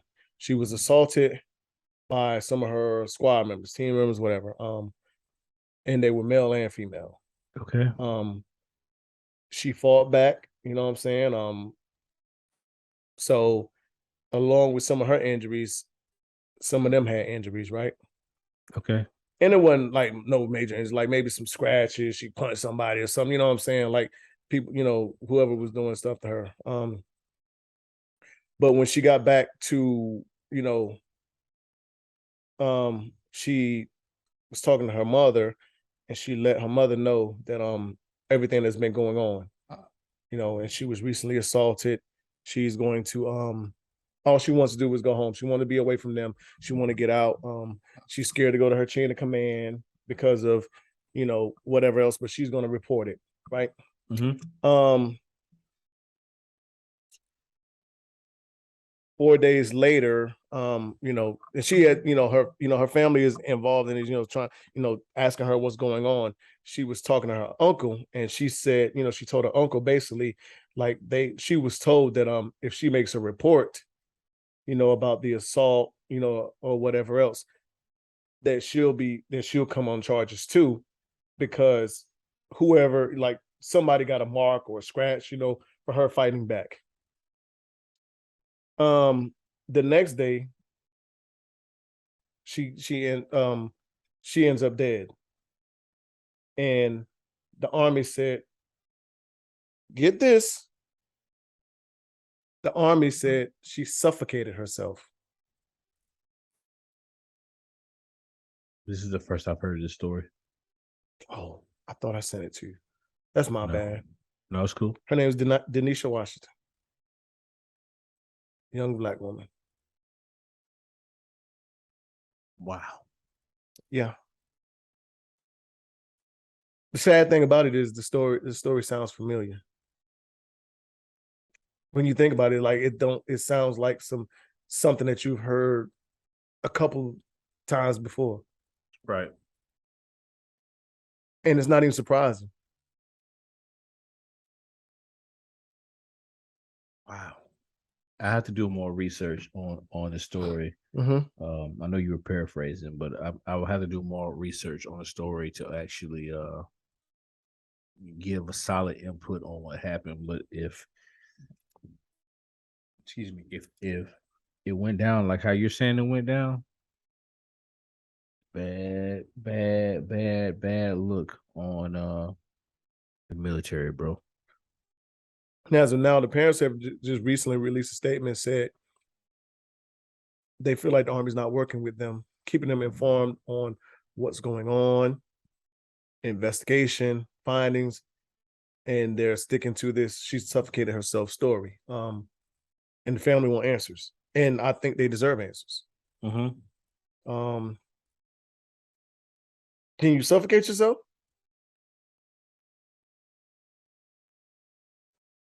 I mean, well, is asphyxiation? That's not suffocation. That's not suffocating. Yeah, like when you get suffocated, yeah, that's somebody put a pillow over your head. They covered your face, your mouth. You know what I'm saying? It's well, you can, yeah. Okay. There's probably the verbiage is debatable. Yeah. Right. It's debatable. Again, I'm not going to speak on that one, man, because I don't have enough intel on it. But I will. I promise you, I will do my homework on that. Okay, one. We'll table it. We're gonna come back to it next week. We're gonna definitely talk about that next week. We'll talk about that next week. Because that is an interesting story in case, and it's the fact that you are still actively in and haven't heard about it is in itself says a lot, because the military tends to sweep a lot of shit under the rug. And on my side of the house, you know I'm not gonna hear no shit like that. You know that. But being that it's not even out to the masses like that, like social media, that like people are trying to spread it. But you know what I'm saying? Like, I don't know. Well, listen, y'all, we're gonna come back to it next week. Yeah. Absolutely. We'll come back to it next week. You ever fell out with a homie over some pussy? I haven't. I haven't, but Like on my tab, like I felt away. Like I felt away. either or, yeah. Yes, happened to me. Not on my tab, though. Okay. Not on my tab. She picked you, and she chose me. one of your niggas felt it. Yeah, 100%. Ugh. It's happened to me a few times. Well, in my younger years, though. So yes, so I've never felt a kind of way, but so in that sense, then yeah, right, yeah, I've never felt a way to a point where it's going to like no. So I'm not gonna say I fell out with, but I've had niggas that started acting like moving funny after that. You know, is as I think it's weird, but I mean, as we go back to, you know, there are a lot of motherfuckers that live by certain standards and codes and how they feel about certain things. I don't know, but I'm never the one to you know, if my homie's like, listen, hey, I'm feeling no girl, I'm trying to holler at her, blah, blah, blah, whatever else. She's like, you let me know, then that's what it is. If she come to me and she's like, you know, I'm feeling you, I know your homeboy feeling me, then I'll like, look, my man's on you, like, you know, and that's what it is. I mean, if he tells me these days, okay, yeah, today, these days, today, and I would go, nah, I would go back a couple years. I don't know how far back I would go, but the younger probably wouldn't give a fuck. But you know, yeah, these days, I'm like, okay, nah, you know, my man, he already, you know, I'm not saying you're property or, you know, whatever else, but I just don't get down like that. Yeah. I think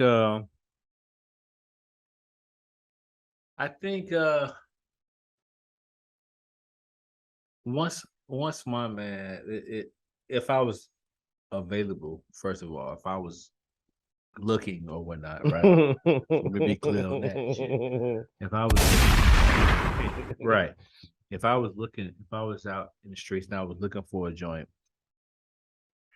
and my man, my partner, my player partner told me like, yo, I'm kind of feeling this joint. Like, you know, I'm trying to see what's happening, what's cracking today. Most definitely, I'd be like, nah, I'm cool. If you my man, 100%. Right? But I will say this. I've been in situations where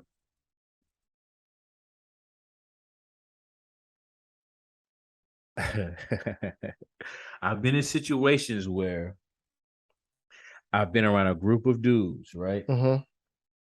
And for the sake of this conversation, I've been amongst a wedding group, right? Okay. Right. And I had no intentions on, you know, talking to any women. Okay. You know, when I went on this trip for the wedding, right? This is a couple years ago.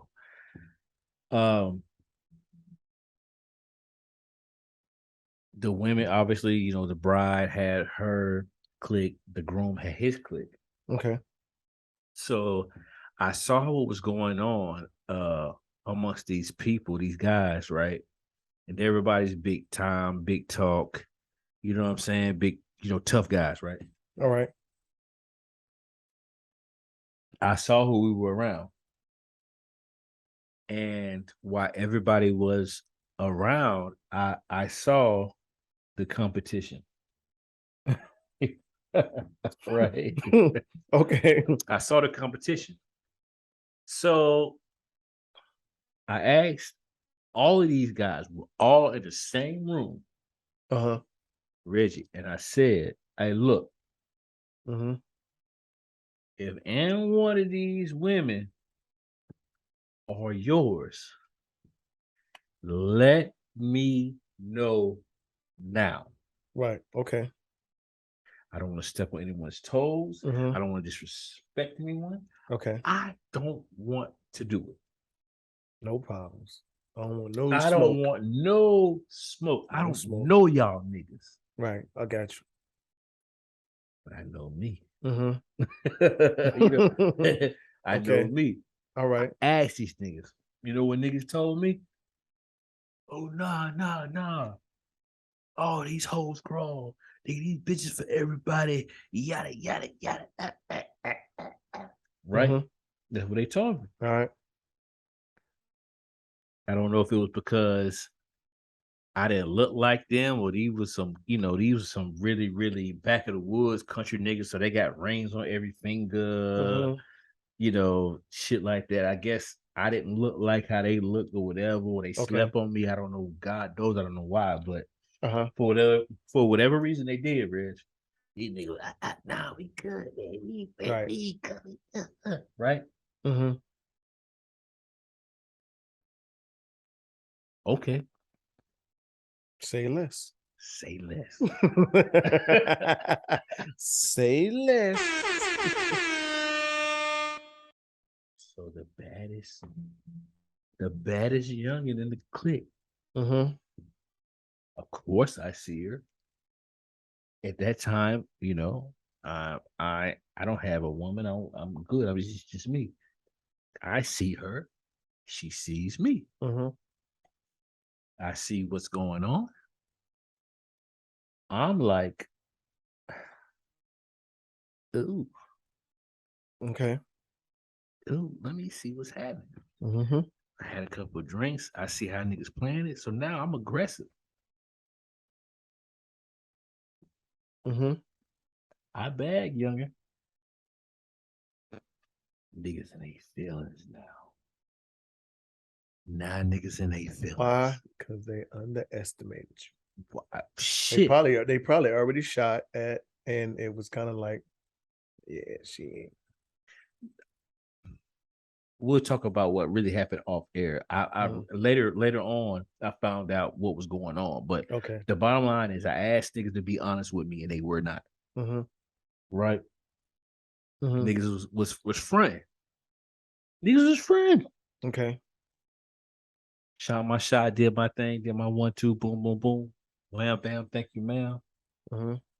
She with me now, girl. She not coming home. Say less. Say less. She not coming right. home. Yeah. She's not coming home. That wasn't my man, but and all guess you had what? to do was tell me, dog. Yeah, exactly. All you had to do was tell me. If you listen, if we two are in the streets and there's some joints out, and you ask me, like, bro, hey, what's off limits? What's fair game? I'm going to tell you. I'm going, and I know you're going to tell me. Right. I know that. Right. No ego. No, I'm boss hogging. Yeah. No. Yeah. I know you. And even if a nigga be like, that me. one, that one's off limits, you might be like, my nigga, come on, man. You good. can't, you can't have. Yeah, you know like, what I'm saying? Yeah, so, right. I'm not, on. but you ain't gonna do that. I'm right. not gonna do it. Absolutely. Yeah. But I'm just saying, if you come to me and ask me that question, I think for a motherfucker that had the audacity to ask you that means that, they got a little experience and, they know what the hell going on. They know what to do. Yeah. Yeah. So if you come, you got the audacity to ask me that, I'm going to tell you the truth. Hey, relax on partner over there. That's me. Yeah, that's me. Or I'm working. Yeah. Yeah. I'm working. Yeah. That's it. Putting in work over There's there. nothing wrong with that. Right. Absolutely. Absolutely. It's not at all. Guess what?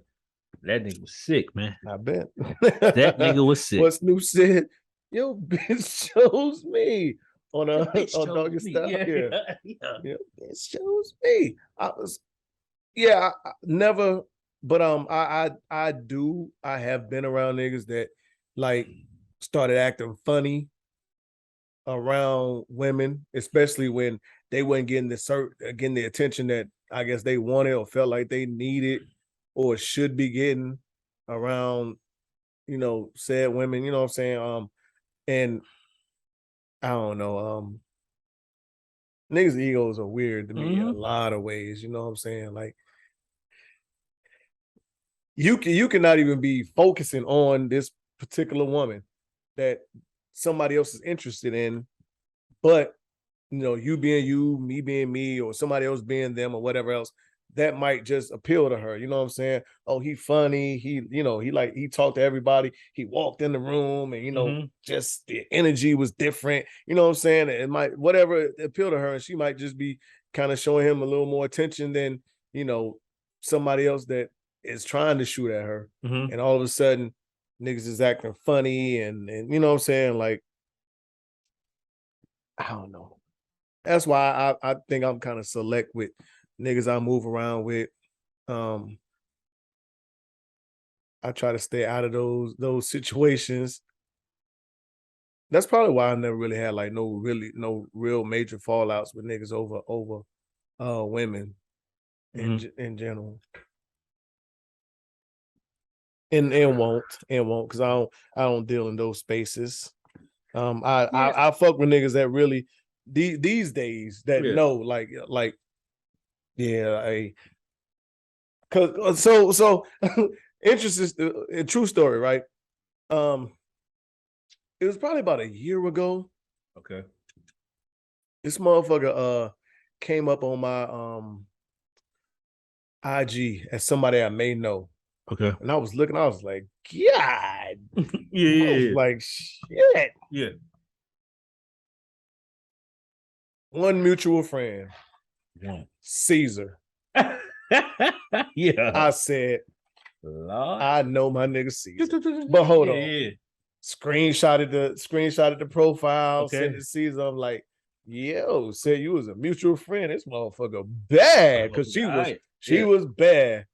Caesar told me, yeah, that's me, but that ain't me. I'm like, I know what time it is. Then he sent me some verification. Me, of course he is. So he's like, I ain't blowing smoke, but I ain't know you. You know what I'm saying? I know. Because if it was somebody else I don't fuck with like that, really know it's like, that's me, but that ain't me. Then I'm like, all right, like this. Let me go ahead and let me see what Shorty talking about. You know what I'm saying? Yeah. So yeah. Caesar, right. So when he said what he said, like absolutely. Really, the verification really wasn't necessary, but it was. He did it. Right. Okay.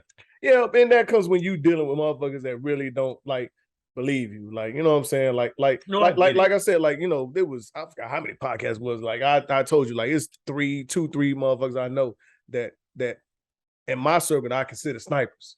Yeah, that's what I'm saying. You, Caesar, and one of my homeboys. Yeah, right. You know what I'm saying? Like, right. So I might not know what they're doing to see they work, right, but yeah, if a motherfucker say, right, yeah, absolutely. So yeah, because when I saw that motherfucker, I was like, God. I started looking through, clicking on pit. You know how G go, right? Scrolling, clicking on shit. Oh, hold on. Another one. Another. I sound like Khaled in that bitch. I'm like, another one. Oh, a video. Oh, you was a fortunate motherfucker. Yeah. I'm looking at all these pictures of you. I'm like, yeah. A mutual male, by the way. I said, yeah. Okay. Okay. All right. Only mutual friend. Yeah. Okay. All right. Shout out to my nigga Caesar, man. Yeah. Miss my nigga. He out in motherfucking Thailand. No, he's in the Philippines. TDY. Okay. Been there. I think he come back next month. Be there for he had been there for 6 months. Wow. Jesus Christ. Some people say Philippines is black man heaven, but I haven't been like that, so I'm not going. But I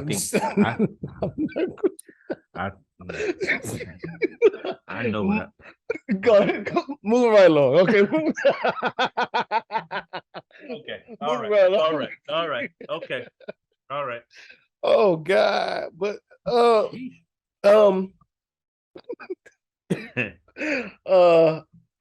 So I shared the story with you. I think her name is Taah'viya Chapman. Okay. Young black lady, 24 years old. Okay. The story I think we just talked about. She Right. dropped the baby daddy boyfriend off at the grocery store, Kroger's, while he's in there for whatever reason. Well, you know what? I can't say for whatever reason because we've both been there, probably before, to where we was like, you know what? Just left the phone. Oh, she ain't gonna go through it. Motherfucker, trust me, or you can't, because as a nigga, you can't move all the time with your phone. You can't just, be sitting on the sofa with whoever you chilling with, your lady, significant other, whatever you want to call it, girlfriend, and damn, I gotta piss and get up and take your phone with you. Sometimes you gotta leave that motherfucker just laying. If you want it to be some kind of peace, you know what I'm saying? You just gotta hope. If you got some shit going on, that she don't go through that motherfucker. Yeah, okay. Because it just looks funny anytime you get up. Like, just like you go to the kitchen and get a bottle of water out the refrigerator. You can't be like, you can't. You can't do that shit. That shit look fucking as fucked up. Nigga went 15 feet. Yeah.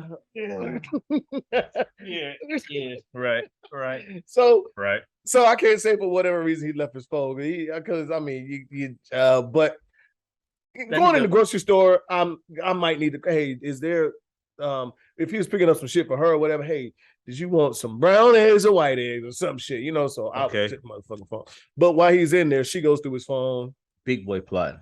Yeah, sees some shit that I don't know if it's true or not, but that him and her sister may be having some kind of inappropriate relationship. Right. So he comes out, and I guess she's down the street or whatever, a little, a couple feet back. He's standing out, in the crosswalk. Koga's waiting on her. She sees him and put that motherfucker to the floor. Mm-hmm. And he's standing out there. I think you saw the video. No, he kind of put his hands up, I guess, trying to see what the fuck she's doing. But that motherfucker ain't slowing down. And this nigga jumps out the way, but gets hit. Leg gets broken.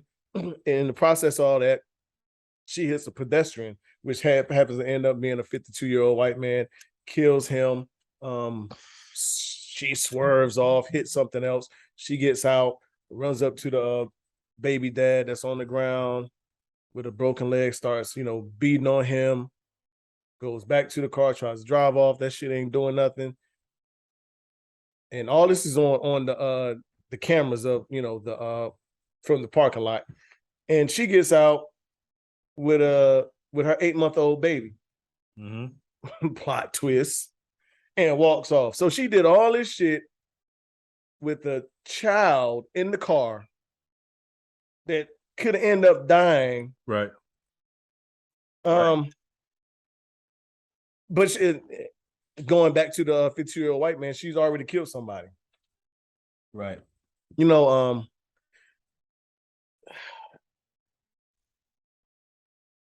So when I read the comments and everything, so we'll talk about that a little later. Okay.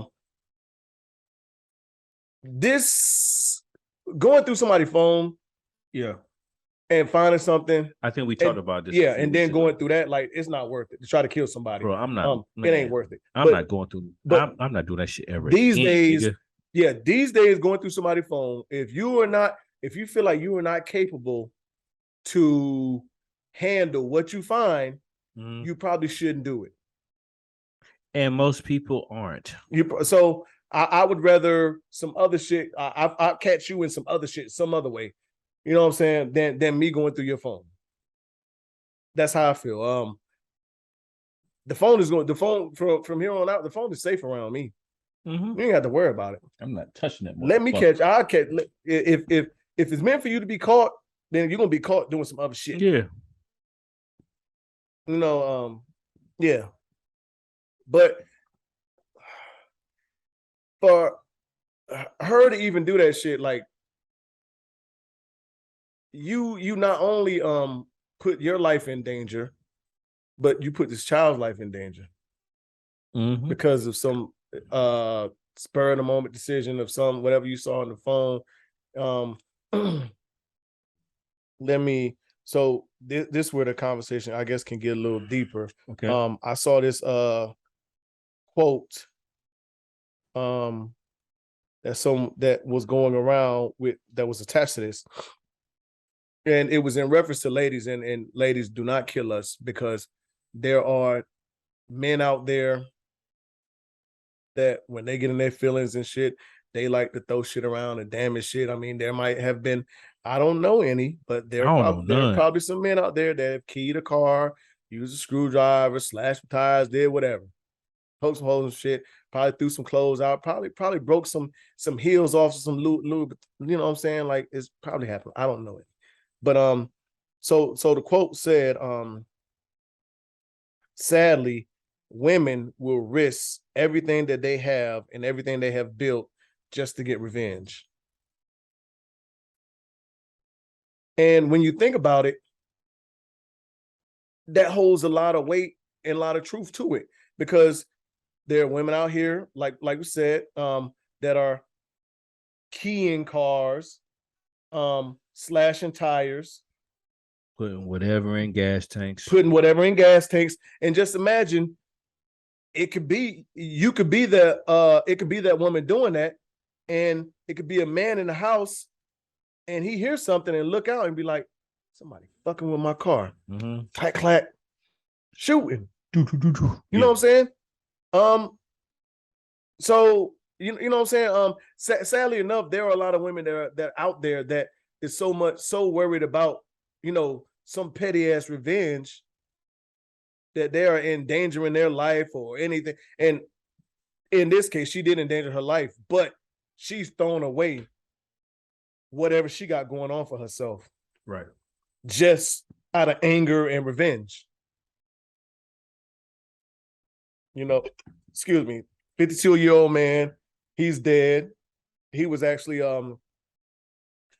in some kind of accident, earlier, that he's been paralyzed for a number of months, and he's just regaining, the ability to walk, and decides to go to Kroger, get out. When you told me that part, bro, that's crazy. Right. And he happens to come out of Kroger and gets plowed over by a van. Now she's in jail, and guess what? If he was fucking on her sister was fucking on him, shit, they can fuck on each other without her even, being in the way now. Yeah, he gonna be all of it. But you know what? Here's something in the comments. Let's go to the comments.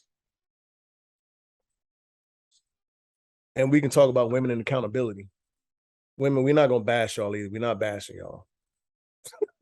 But we can talk about women accountability. So in the comments, there like the majority of women were saying, if this nigga was just faithful, this wouldn't have happened. I can't blame sis, because this nigga was playing with her feelings. Or she had an 8-month-old child in the car. Postpartum depression is real. If this nigga wasn't an XYZ, then this wouldn't have happened. So I can't really blame her, because postpartum depression is real. Yes, and it is very real, but you never know what a person is feeling or going through or whatever else. But regardless of the fact, is somebody dead. One, is somebody dead, and two, there's nothing worth putting your child at risk. Right. So I'm not gonna go into that, bro. That's some stupid shit. But that shows you a lot of these motherfuckers are a lack of accountability and the revenge factor. Like, you can't. How are we justifying this man being dead over? Oh, this nigga shouldn't have been cheating. That this wouldn't have happened. I know, but a lot of people feel that way. You know what I'm saying? I'm pretty sure you've heard some stories of, well, yeah, his car when it got keyed up, or if he wasn't, you know what I'm saying, you niggas got to stop playing around with bitches or whatever, blah, blah, blah, blah. But let a nigga tee off on a motherfucker chin because something happened, and it's a whole different story. It's never the, oh, if she would have left him alone, she would have left his shoes alone, left his car alone, whatever. It wouldn't have happened. Right. Man, I'm not subscribing to that, bro. I can't. And I won't. For those of y'all that's not familiar with the story, is I think her name is Taah'viya Chapman, and that's spelled Taah'Viya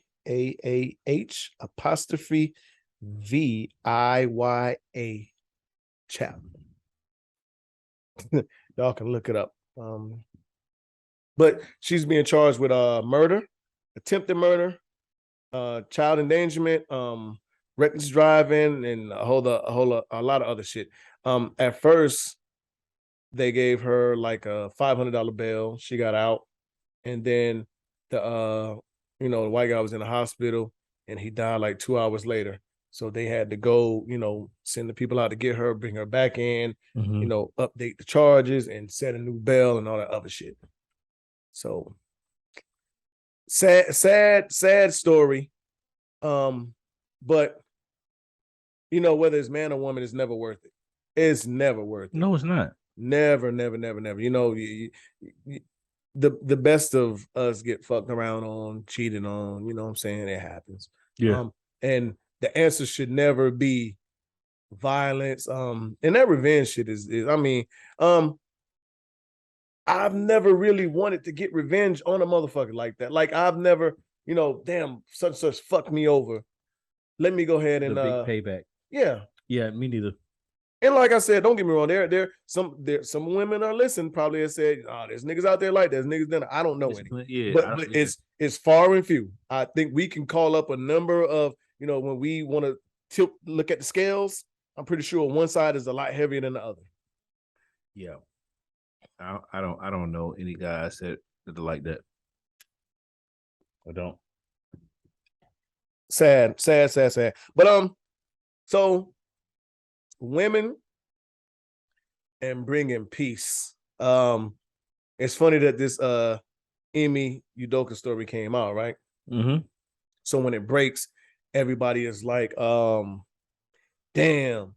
this nigga really fucked up. Nia Long, out of all people, how you gonna Nia Long? Then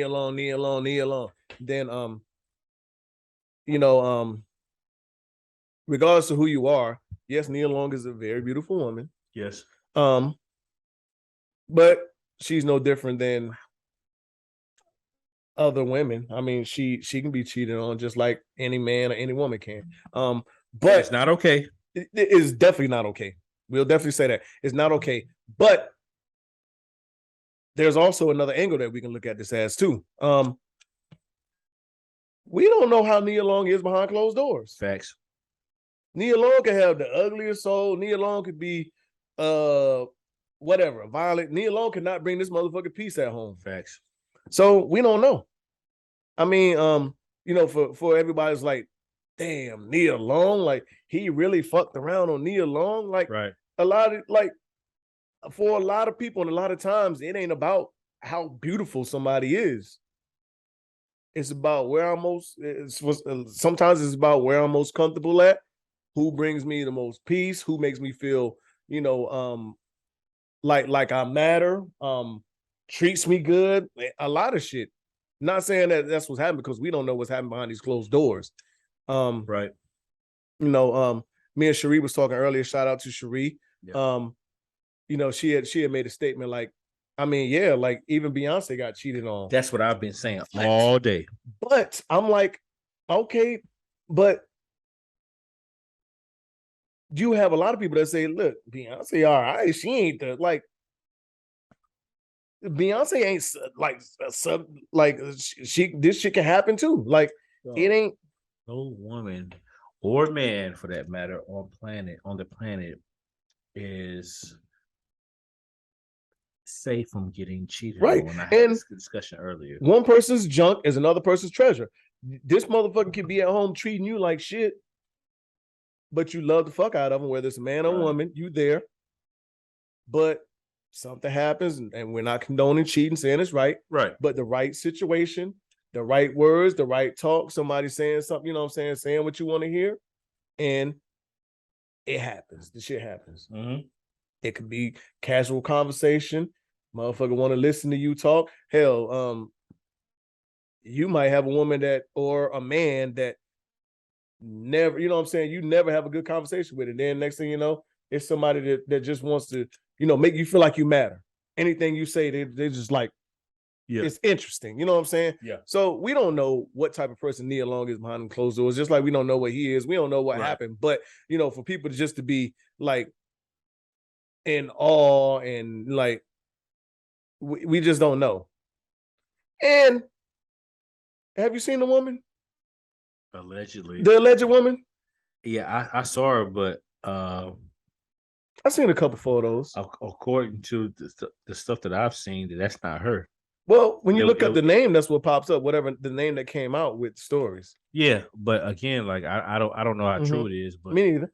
But this alleged woman ain't. I mean, she ain't too bad looking. I mean, so I saw a lot of reports like he cheated on Nia Long with her. And to go back to when we was talking with Cy Jules the other day, like there is no woman that's ever gonna admit, like, like every woman's gonna say you downgraded.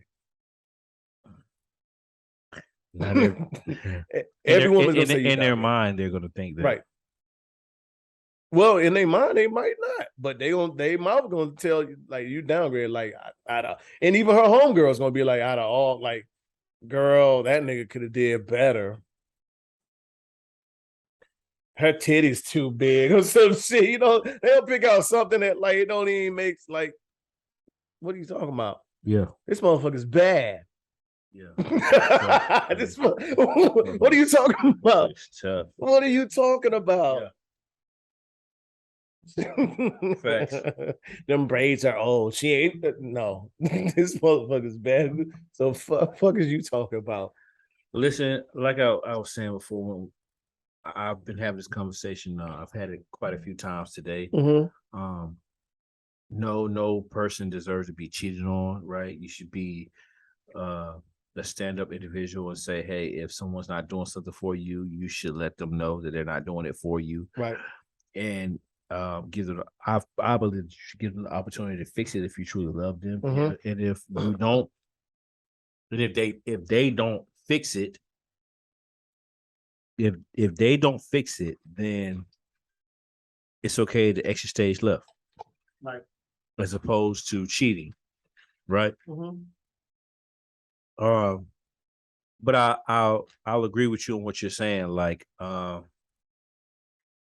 knew it was going to come out before I read anything about, the backlash he's going to receive. I knew one of the first things that was going to be said is, oh, he cheated on Nia Long.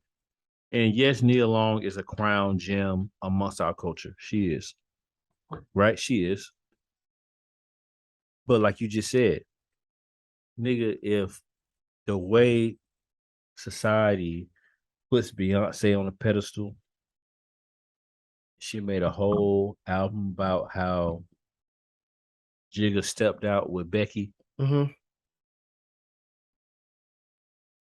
What are you guys thinking? What are you people thinking? Like, wake up. It's not about the looks. It's about how someone makes you feel. Right. It's about what's lacking at home versus what's not lacking outside. Mm-hmm. All that matters. Mm-hmm. You can be pretty as fuck with the ugliest soul, ugliest personality. Yeah. And like Dre was saying, like, listen, that could be man or woman. It don't matter. Your money and your the way you like that shit might matter for a certain amount of time. But when somebody start like realizing what else are they missing?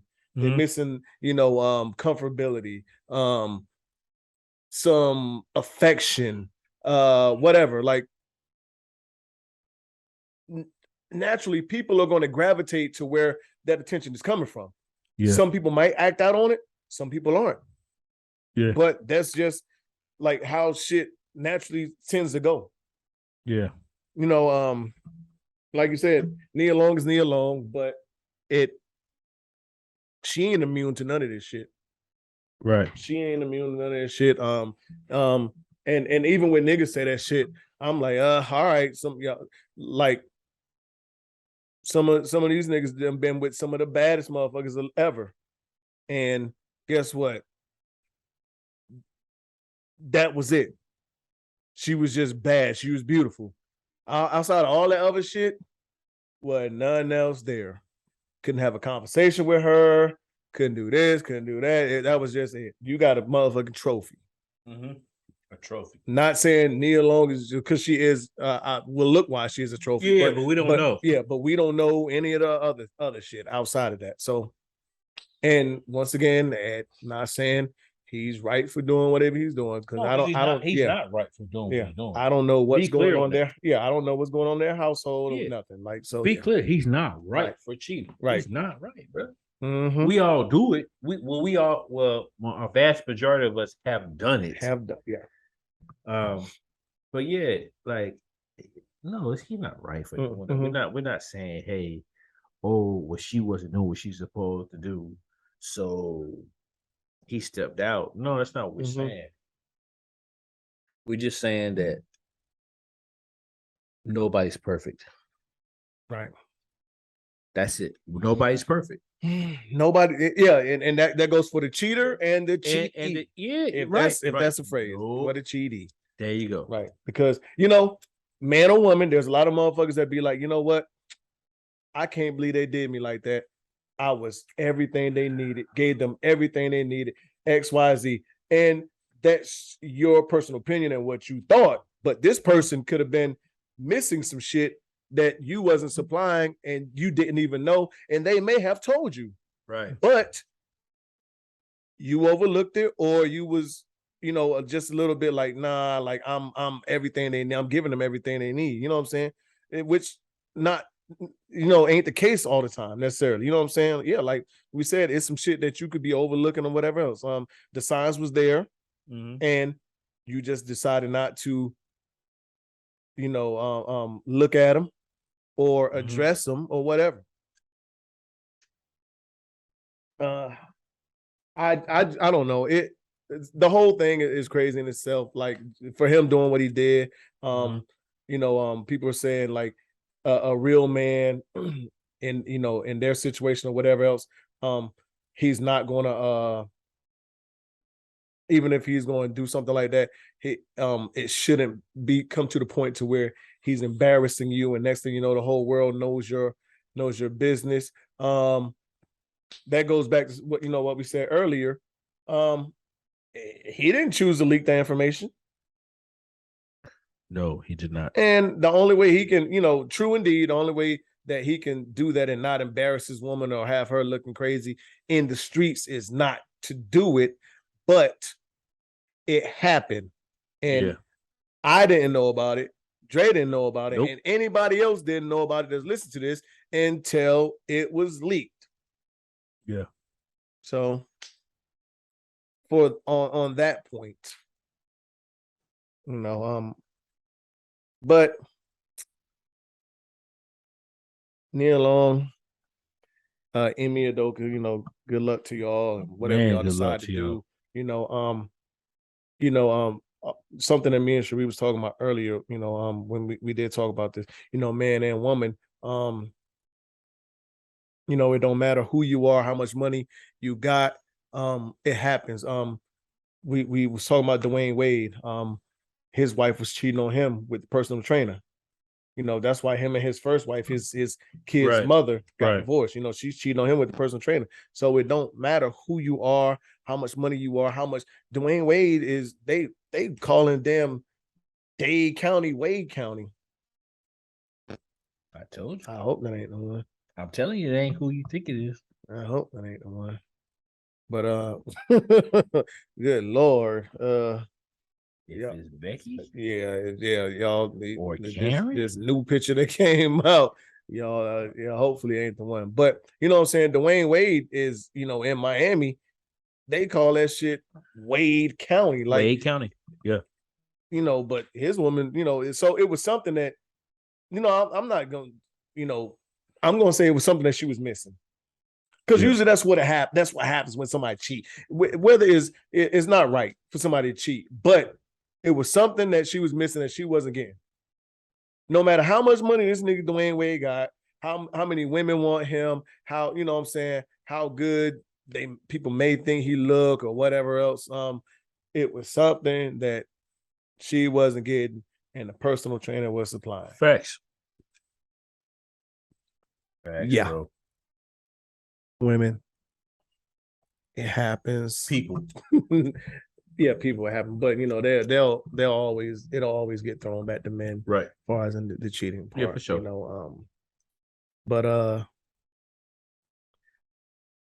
as far as in the bringing peace part, I think that speaks a lot to it too. Because I mean, the motherfucker may not have peace. You know, on simpler notes, disturbing my peace could be simple as, you know, getting a "Hey, we got to talk" text.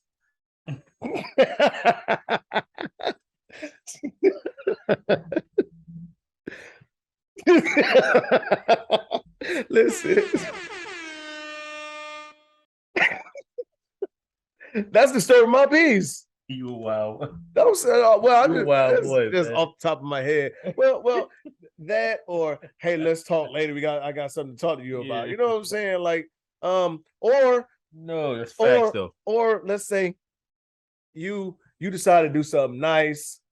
Let's say y'all somewhere, I don't know, you decide to go to the beach. Okay. Y'all chilling, got the beautiful scenery, maybe be on the beach, laid out a blanket or something, and she could hit you with a, hey, I got something to ask you and tell me the truth. And you just like, motherfucker, we got the stars here. We got a blanket, some wine. I mean, we got a whole ambiance here. Yeah. Yeah. And you go hit it like it could be some innocent shit. But at that point in time, you already feel combative because you feel ambush and attack, right? Yeah. So it probably most of the time, like it probably never goes right. Yeah. Because you feel ambushed. Right. Even with that, hey, I got something to talk to you about. You know what I'm saying? Right. Like, I remember when I was married, my ex-wife hit me with that shit probably about 10 o'clock in the morning. I'm at work. We'll talk when you get home. We'll talk. Nigga, the whole rest of the day was fucked up. Shit. The whole rest of the day is fucked, right? Because you just That's like, what? Bullshit. Like, you trying to figure out what you did. You know, knowing good well you ain't did shit. Like, what? Like, you trying to, I don't know how all these damn mosquitoes and gnats get in the house. Just open the door one time, but man, dog, you know how many? But I got a whole bunch of fucking insect farm in my house from letting Blanco out, bro. So I get it. Anyway, and that's why I keep the light on the front door off, because I feel like when you open the door, the motherfucker come in with the light, but that shit don't matter. But yeah, like nigga, the whole rest of the day, I'm just like, hey, you know what I'm saying? You gonna tell me you gonna duck off a call like, nah, fuck all that. Yeah. The fuck. I hate that. We got something to talk about. Nah, we ain't talking about it now. We don't got shit to talk about. And you, like I said, you already feel combative. You like, you know, you might as well talk because you done fucked up the rest of my day anyway. Fuck, we gotta talk about. I don't get it. I told somebody that, and they were like, I mean, it wasn't nothing bad, but yeah, why didn't you just say it? But we'll talk about it later. No, we talk about it now. Dog, Justin LeBoy had posted this shit, and we'll talk about this, and then we can close this shit out. And I said something about it, and these motherfuckers on my neck. Still is getting their ass kicked. All right. Oh yeah, these motherfuckers. Listen, they were on. Well, it's a 9-point game, but really, they getting their ass kicked in this game. On my neck about this post. All right, let her rip. And they go back to the So the post said, taking your girl out of her masculinity era and into her soft feminine era is a flex. That means you bringing the real peace. You bringing her real peace. Okay. Okay. I'll let you go first. All right. So, you know, when I saw that shit, you know, motherfuckers saying whatever. Yeah, man, but like I like feminine women. All right. Ain't nothing masculine attracts me to a woman, right? Yeah. So if you are, and I truly believe in, you kind of attract your opposite. You attract what you like. You know what I'm saying? Yeah. Like masculinity don't attract masculinity unless that's what you're into.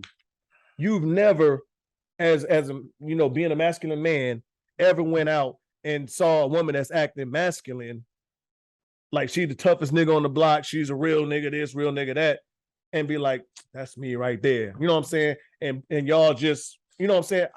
For me, it's never happened like that. Right. I attract femininity.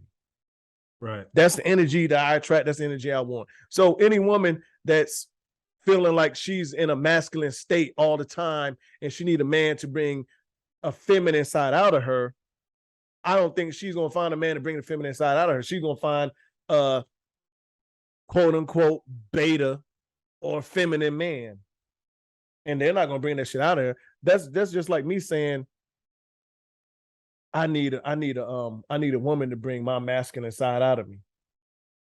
How does that shit sound?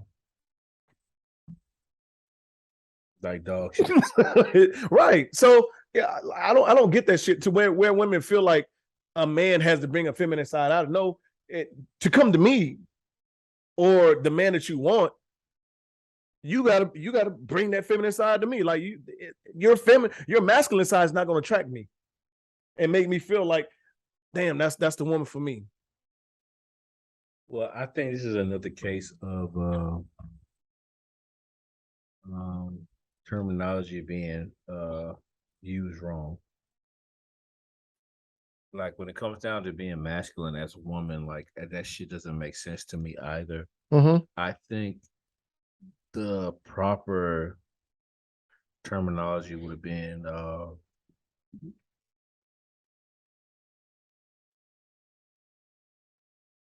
being more submissive. Right. Okay. And I think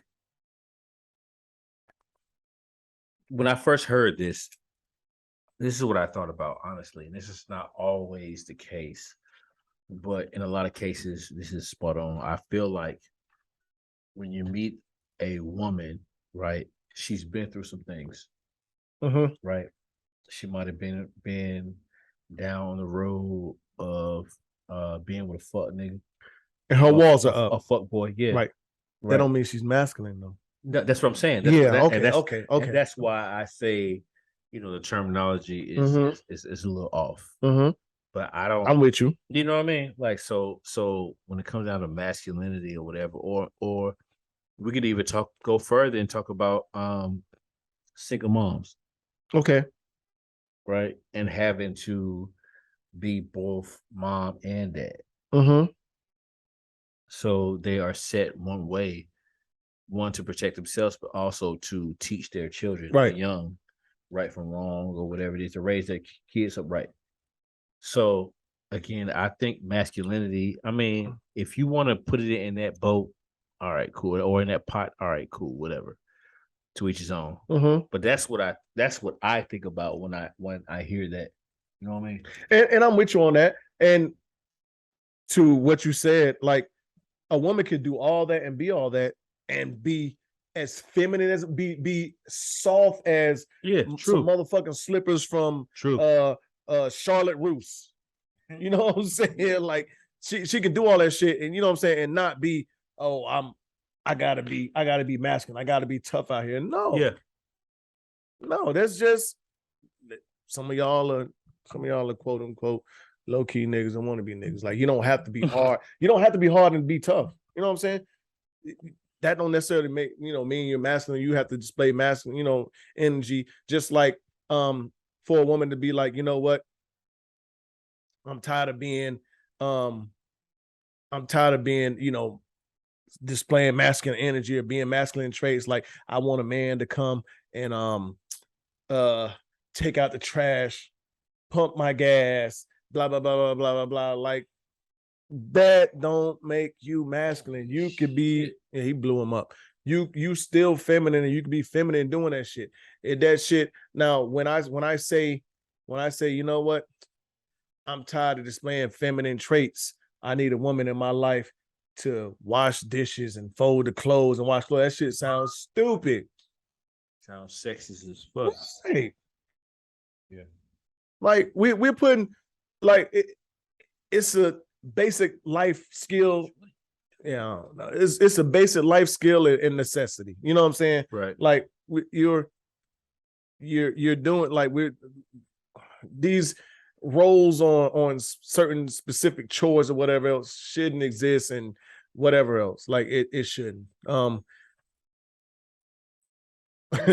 It's a basic life skill, life necessity. Washing clothes, that ain't for a gender. It ain't a man or woman thing. It's some shit I gotta do if I want some clean clothes. Mm-hmm. You know what I'm saying? Me washing dishes, unless I want to, sink full of dirty dishes, it's some shit I gotta do. Me cooking, it's not a woman thing. Right. But I mean, there's some motherfuckers that like that, man. That's where I got a homeboy that I done known since 2016. I've never seen this nigga cook.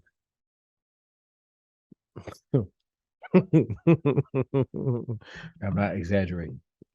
I've never seen this nigga cook. I hate it for the homie. That means he got to rely on somebody. I mean, he has to rely on somebody. That shit just hit me. I've never seen him cook. Wow.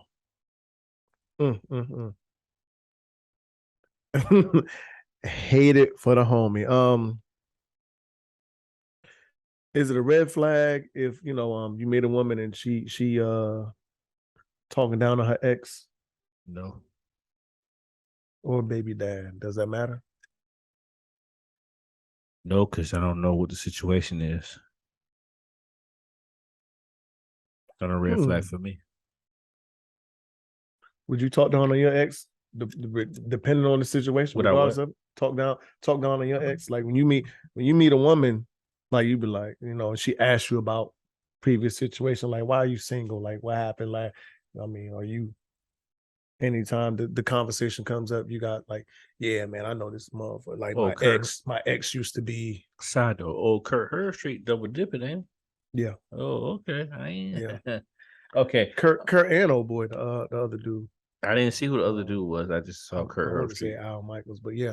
No, Al Michaels is a not Al Michaels, but anyway, no, if someone asks me about why I'm single, or whatever, no, I'm not gonna talk down on the mother of my children. No, I'm not gonna do it personally. Mm-hmm. 97, a big motherfucker. That's Hayward, right? Mm-hmm. Yeah, I'm not gonna talk down on my on the mother of my children or past relationships. No, I'm not gonna do that. But if you do that to me and you want to tell your story or what hurt you, you know what I mean, then so be it. I'm not gonna do it. I don't know. Well, it always comes back to the, there's two sides to every story too. 3. Well, yeah, 3. You're absolutely right. 3 sides to every story. And I don't know what to think if she's talking down on this nigga and what could have happened or what did happen. But one thing's for sure, somebody know, and lo and behold, she could be the motherfucker that the reason why the shit ain't go right or work right. I saw this quote, man. We can get up out of here, man. It's a bunch of undrafted players acting like they should have been first round picks. Take that how you want to take it. Take that how you want to take it. It's a bunch of motherfuckers acting like they first round picks and should have been first round picks. Well, that's just that could be ego. Listen, that could be confidence. That could be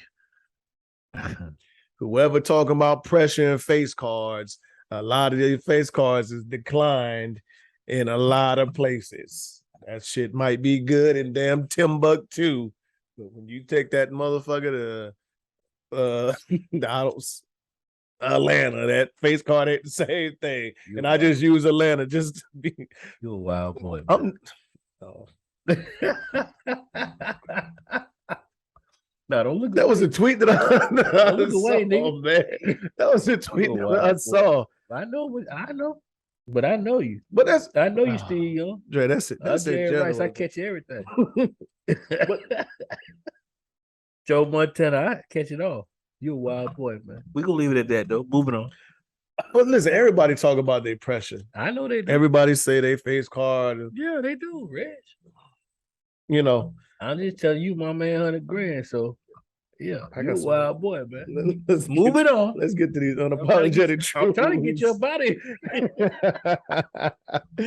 All right, bro.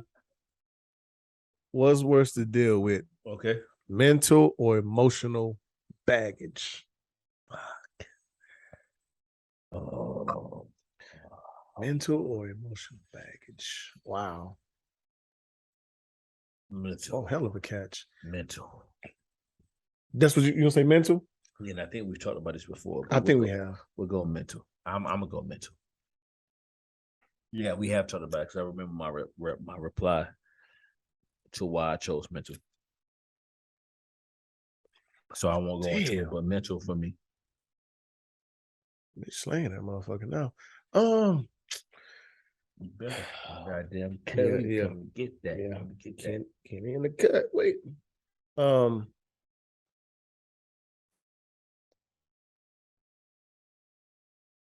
Damn, but like honestly, I think what the fuck, Mitch? I don't know.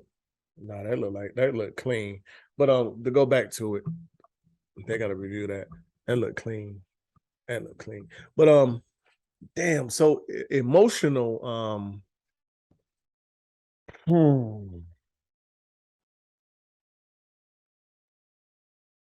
Oh, out of bounds. That right foot. Y'all, we apologize, but I'm gonna say mental because, and actually, I think they both kind of play into each other, honestly. Because it don't matter what you do, but I'll go from the mental aspect. No matter what you do, if a motherfucker feels some kind of way about something, it's always going to like it gives them room to, I guess, feel some kind of way. You can never live that shit down.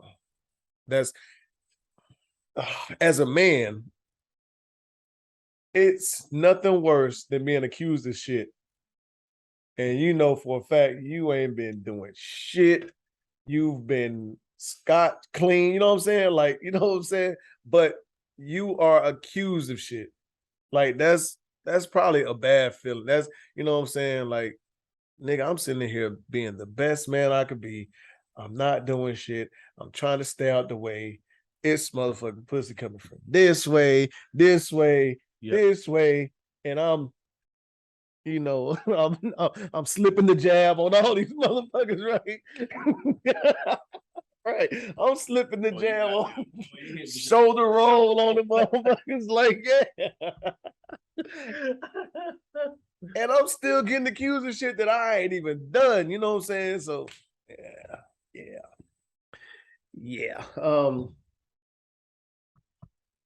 Are you more attracted to the person that's flashy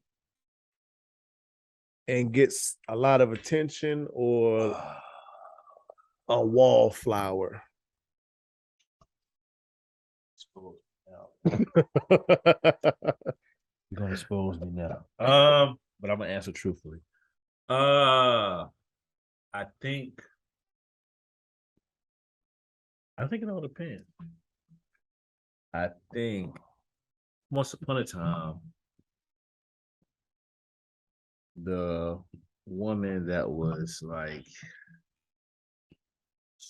snobby, like when I was a young boy, I used to, or a younger guy, I used to like the woman that was the snob or whatever, and just would turn her nose up. You know what I mean? Right. Like Okay. I will make it my business to attempt to break her down, Mm. bring her back down to earth. Where it's coming from? I'll bring her back down to earth. I'm not saying people shouldn't have confidence, but Okay. there's a difference between being cocky and confident and just being obnoxious and being rude. Right. Okay. So the rude ones, if I would see, and I'm not saying it would always work, but I would make it my point to be like, come on, like Mm-hmm. you got to know that really, just like everybody else. Mm. Off subject, I used to feel like that, like in high school. I played basketball, and we had some cute, some bad motherfuckers on the girls' basketball team, right? And a couple tall ones, but they used to talk that shit, and I used to feel like, you know what, I got some proving to do, and like I don't even think I liked them like that. I just wanted to prove a point. Just because you feel like you taller than me, but yeah. But so in reference to that question, I don't know if it's still this way, but I like that bad motherfucker that everybody want looking at, but they can't have. I'm on the same shit. Yeah. She walk in the spot and yeah.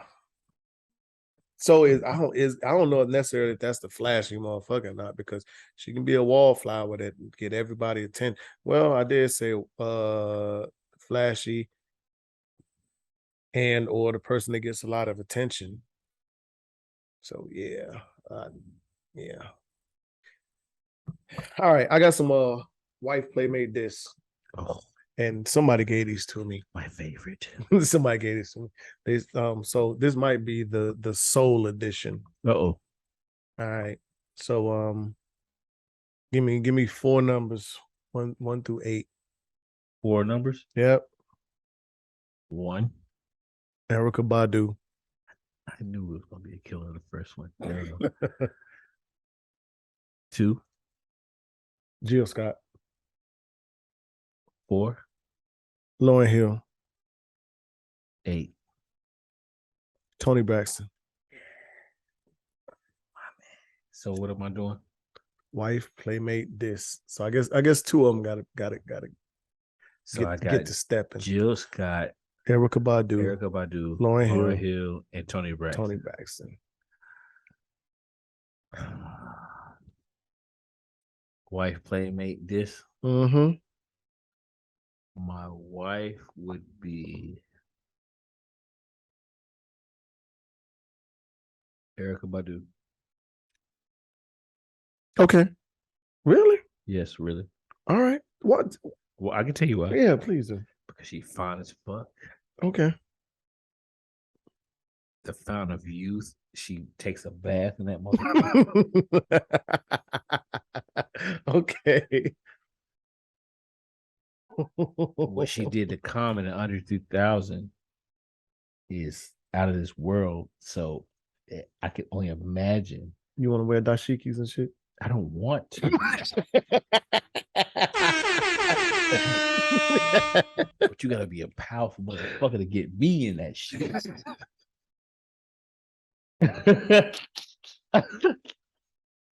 I don't want to wear this shit, man.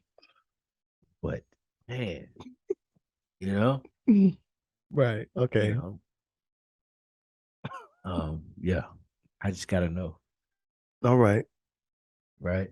Who's the playmate? My playmate is. You said 1, 2, 4, and 8. Okay. Damn. All right. My playmate is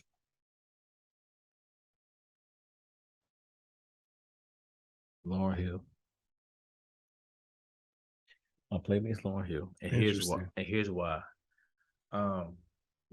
We didn't find out till like 10, 15 years later that some of those songs on the Miseducation Lauryn Hill was about Wycliffe, right? All right. So honestly, Mm-hmm. besides him and was it Damian Marley? I don't know. One of the Marley sons or whatever. I don't know. Right. Ziggy Marley. I don't fucking know. One of the Marley sons. Uh-huh. Right. Had her kind of fucked up. Right. Okay. Wyclef had her fucked up. So at the end of the day, she might be a for show dog with it. Okay. That's my playmate. Ain't Jill Scott the one that do that shit with the microphone? That Yeah, okay, yeah. But at the end of the day, yeah. I'm cool on them. You know what I'm saying? Okay. I'm cool on Sister So- Big Bones, man. Yeah. Okay. I knew that's where we was going. Okay. man, why you set me up like that, man? You trapped me Jill with Scott that look one. like she know how to rock that mic, boy. She does. So Matter of fact, one of my favorite songs is talking about the Crown Royal and all that shit. That's Okay. my favorite. That's my drink of choice. so Yeah, but yeah. So Tony Braxton, Jill Scott. oh, you gotta get Tony, off like Tony's dissed. that. No, I'm cool Why on Tony you diss Braxton. Tony? Huh? I'm just why you diss Why? Tony? I mean, she's a beautiful woman. Because Tony's one of them. Because if people be like, "Oh, I don't know," like Tony, he cheated on Tony, or he dissed Tony. Like she's like one of them women that's just like, "Oh, I can't believe." I think she was at one time. I don't know about now. Right. Just like we might have said, Love Jones Nia Long or Friday Nia Long is probably like a different Nia Long than today. Like No, back I then, think but she's certified. she is. I think she's super stamped and approved. Yeah. Yeah, Tony Braxton and Jill Scott, they gotta walk. All right. So you left me with Marsha Ambrosian.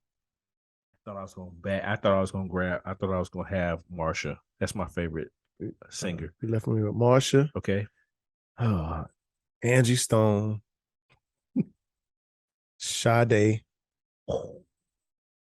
And Jennifer Hudson. Okay. Jesus Christ, Jay, you killed me. Boy, you gave me. I'm not listen, we already been through this talk, but I'm wifing Sade. Duh. Easily. I would have walked off the set if you did. Lying motherfucker, right? Yeah, full of dog shit. I'm wifing Sade. Why though? Sade just seemed from the outside looking in, she just seems like what you want when you think about like she's nobody in the industry has been on record talking about a smack right. She seems untouchable. cheeks. Who can say in the industry you know what I'm saying? Like can't nobody say no dirt about her. They clap cheeks. Mm-hmm. Yeah. I ain't never heard nobody say, "Yo, I smacked Sade, bro." Nope. Even Jermaine Dupri said it. He's on. We know he was rocking with Janet Jackson, but Sade though, never. She might be untouchable. Wow. Okay, moving on. If we had an untouchable list, she might be on that untouchable list. Yeah. Damn, Sade. Okay. She's about to get real. Oh yeah, real. Jesus. Okay, you left me with Marsha. Okay. Angie Stone. Oh shit. Okay. Nigga, you ain't shit.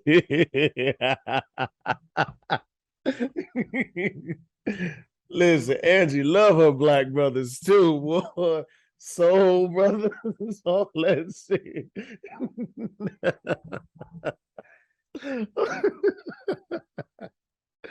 Oh God. Marsha, Angie, and Jennifer Hudson. All right. I know where you're going. Go ahead though. Oh God. Damn. Yeah, you left me with I'm not gonna say. Marsha. Okay. That's your playmate? Yeah. Out of them three?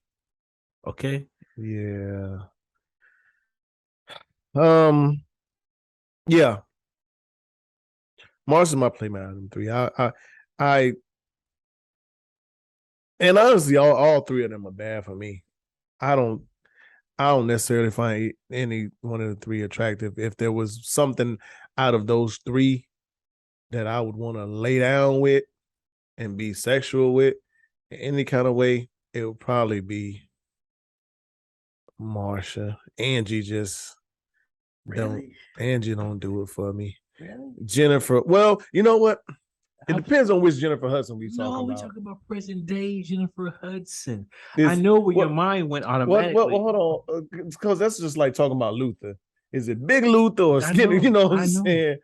Talking about present day. I know where your mind went.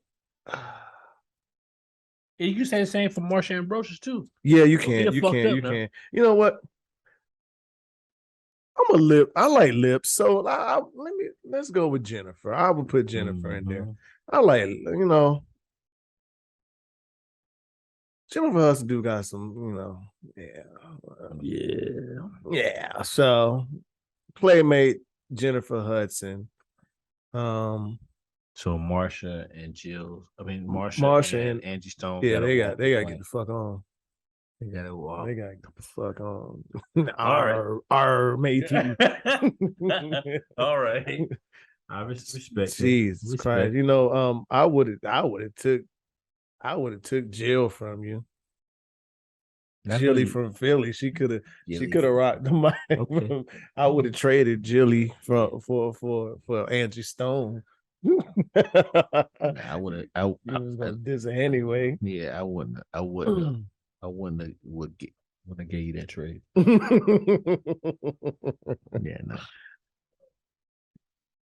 Would have stopped that one at the front office. Tony said 7 whole days or something like that. Nah, Tony did all. She also did say love should have brought you home. Unfold bird, man. Her family, I don't know. If she got any traits of her sister, she might have some crazy. Look, Tamar looked better than her though. Yeah.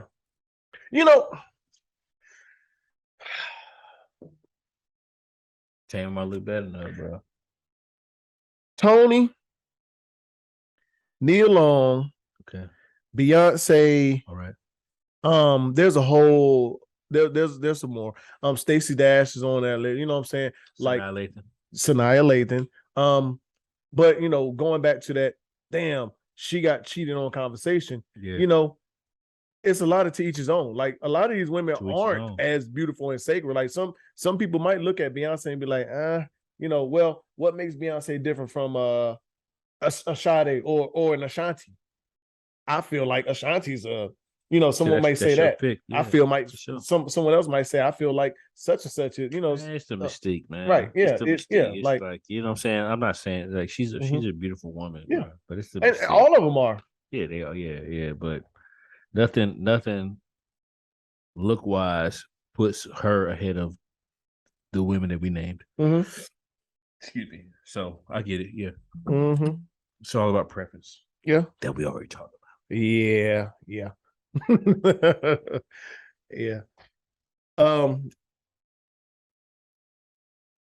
I think, well, Beyonce's in the category you can't really talk about. People like, what? Not Beyonce. We can't ever say anything about Beyonce. But this is something I do want to say, before we close this out. Because I forgot we do this shit for the visual, but we need to start doing this for audio. Y'all can follow the podcast at Unapologetic the Pod. Right. That's IG and Facebook. There's no Twitter, there's no Snapchat, there's no TikTok for it. It's just IG and Facebook. Unapologetic the Pod, all one word. I know, like on the video, if you watch the video, that pops up, but we've been doing y'all an injustice for the audio people that might just have right. found us and don't know where else to find us on social media, Man. which hopefully y'all do, because all you gotta do is search it. But unapologetic the pod, all one word. Right. Facebook, IG. Right. What else we missing? That should have been in announcements, but Like, subscribe, yeah. share. Like, subscribe, share. Make sure you're doing that for us. We appreciate all the fans and all the subscribers that are tapping in and giving us feedback. And for those that don't, please, don't be a stranger. Don't be quiet. If it's something that you want to talk about or something that we're not talking about or you want to comment on, I mean, we both are two down to earth individuals, and I can assure you that we will tap in and respond. And as always, man, mental health is real. Myself and Reggie, we may not be subject matter experts on mental health, but I can assure you, before you hurt yourself or harm others, please tap into Unapologetic Pod on Facebook and or IG or individual IGs and Facebook, and we'll get you the help that you need. Side note, shout out to John Wall for putting out that piece in the Players Tribune today. If you haven't read it, I'll send it to you, man. It was a great piece about the struggles that he went to, him being a fellow North Carolinian. It was really, really, really, really touching, man. But other than that, man, shout out to the home team. Shout out to my support system. I love you. Thank you for keep this thing going. Other than that, dog, you know how I give it up. Yeah. Like I said, like, subscribe. Appreciate everybody for, fucking with us, tuning in, making us a part of your Saturday mornings. If you do listen to this or watch it on the day that it drops. Also, for the audio, Reg is amazing. REGIZAMAZIN, all one word. IG, fuck the Facebook. You don't need to find me on Facebook. And NSG_nomads. That's Dre. If for our personal shit, you're welcome to send, follow. I follow back, all that good stuff. We're currently in the talks of, figuring out how to branch out and expand, gain more viewers, listeners, all that other good stuff. So yeah, that's where we at. But this shit is terrible right here, man. Like, what is y'all doing? Look at this shit. Touchdown. But hey, so, we're watching this game, Thursday Night Football. But yeah, like I said, that's where we at. So, I mean, any ideas, any suggestions, anybody that actually wants to tap in, be a guest, if you got ideas on how to help us and, move forward and, getting bigger, from what we're doing, we appreciate it. As always, we're unapologetic, we're unfiltered. Dre the Nomad, Reg Prime Minister. Thank y'all for everything y'all do. Appreciate it. Another episode in the books. Hope y'all enjoyed. Sorry for the late the late podcast last week. It didn't come out Saturday. Yeah. Came out. But there was things going on and life happens, but it's out. And thank y'all for everybody that gave us the feedback. And we didn't even talk about that part. People was like, Dre was on one. Dre had a message and a point to get across. Yeah. Yeah. So but we'll probably get into that. I'm pretty sure it'll come back up. I haven't heard, but whatever. Man, fuck off. Anyway, we're unapologetically speaking, and that's us. But we love y'all. Thank y'all for the support. What's the quote? Life, yesterday is the past. Today, tomorrow is the present. Today is tomorrow is the future. Today is the present. Today is whatever. Fuck it. You fucked that all up. That's your shit. Fuck it. You fucked it all. You know what? Hold on. Let me get that shit right before I get up. I got that shit in here somewhere. Yesterday's the past. Yesterday, right? Tomorrow's a mystery. Yeah. That's why. No. Here we go. Yesterday is history. Tomorrow is a mystery. today is a gift. That's why it's called the present. Called a present. Yeah. I'll never, ever. I would never remember that shit. That's your shit. I did remember it one time, but yeah, I know my shits. I need to rehearse this shit like it's a rap, like I'm about to go on stage and give it up. You know? Hey, different toilet, same shit. I'm never gonna fuck that one up. Oh God, yeah, but hey y'all, thank y'all, man. We appreciate it. Another episode. We will see y'all next week. We out of here.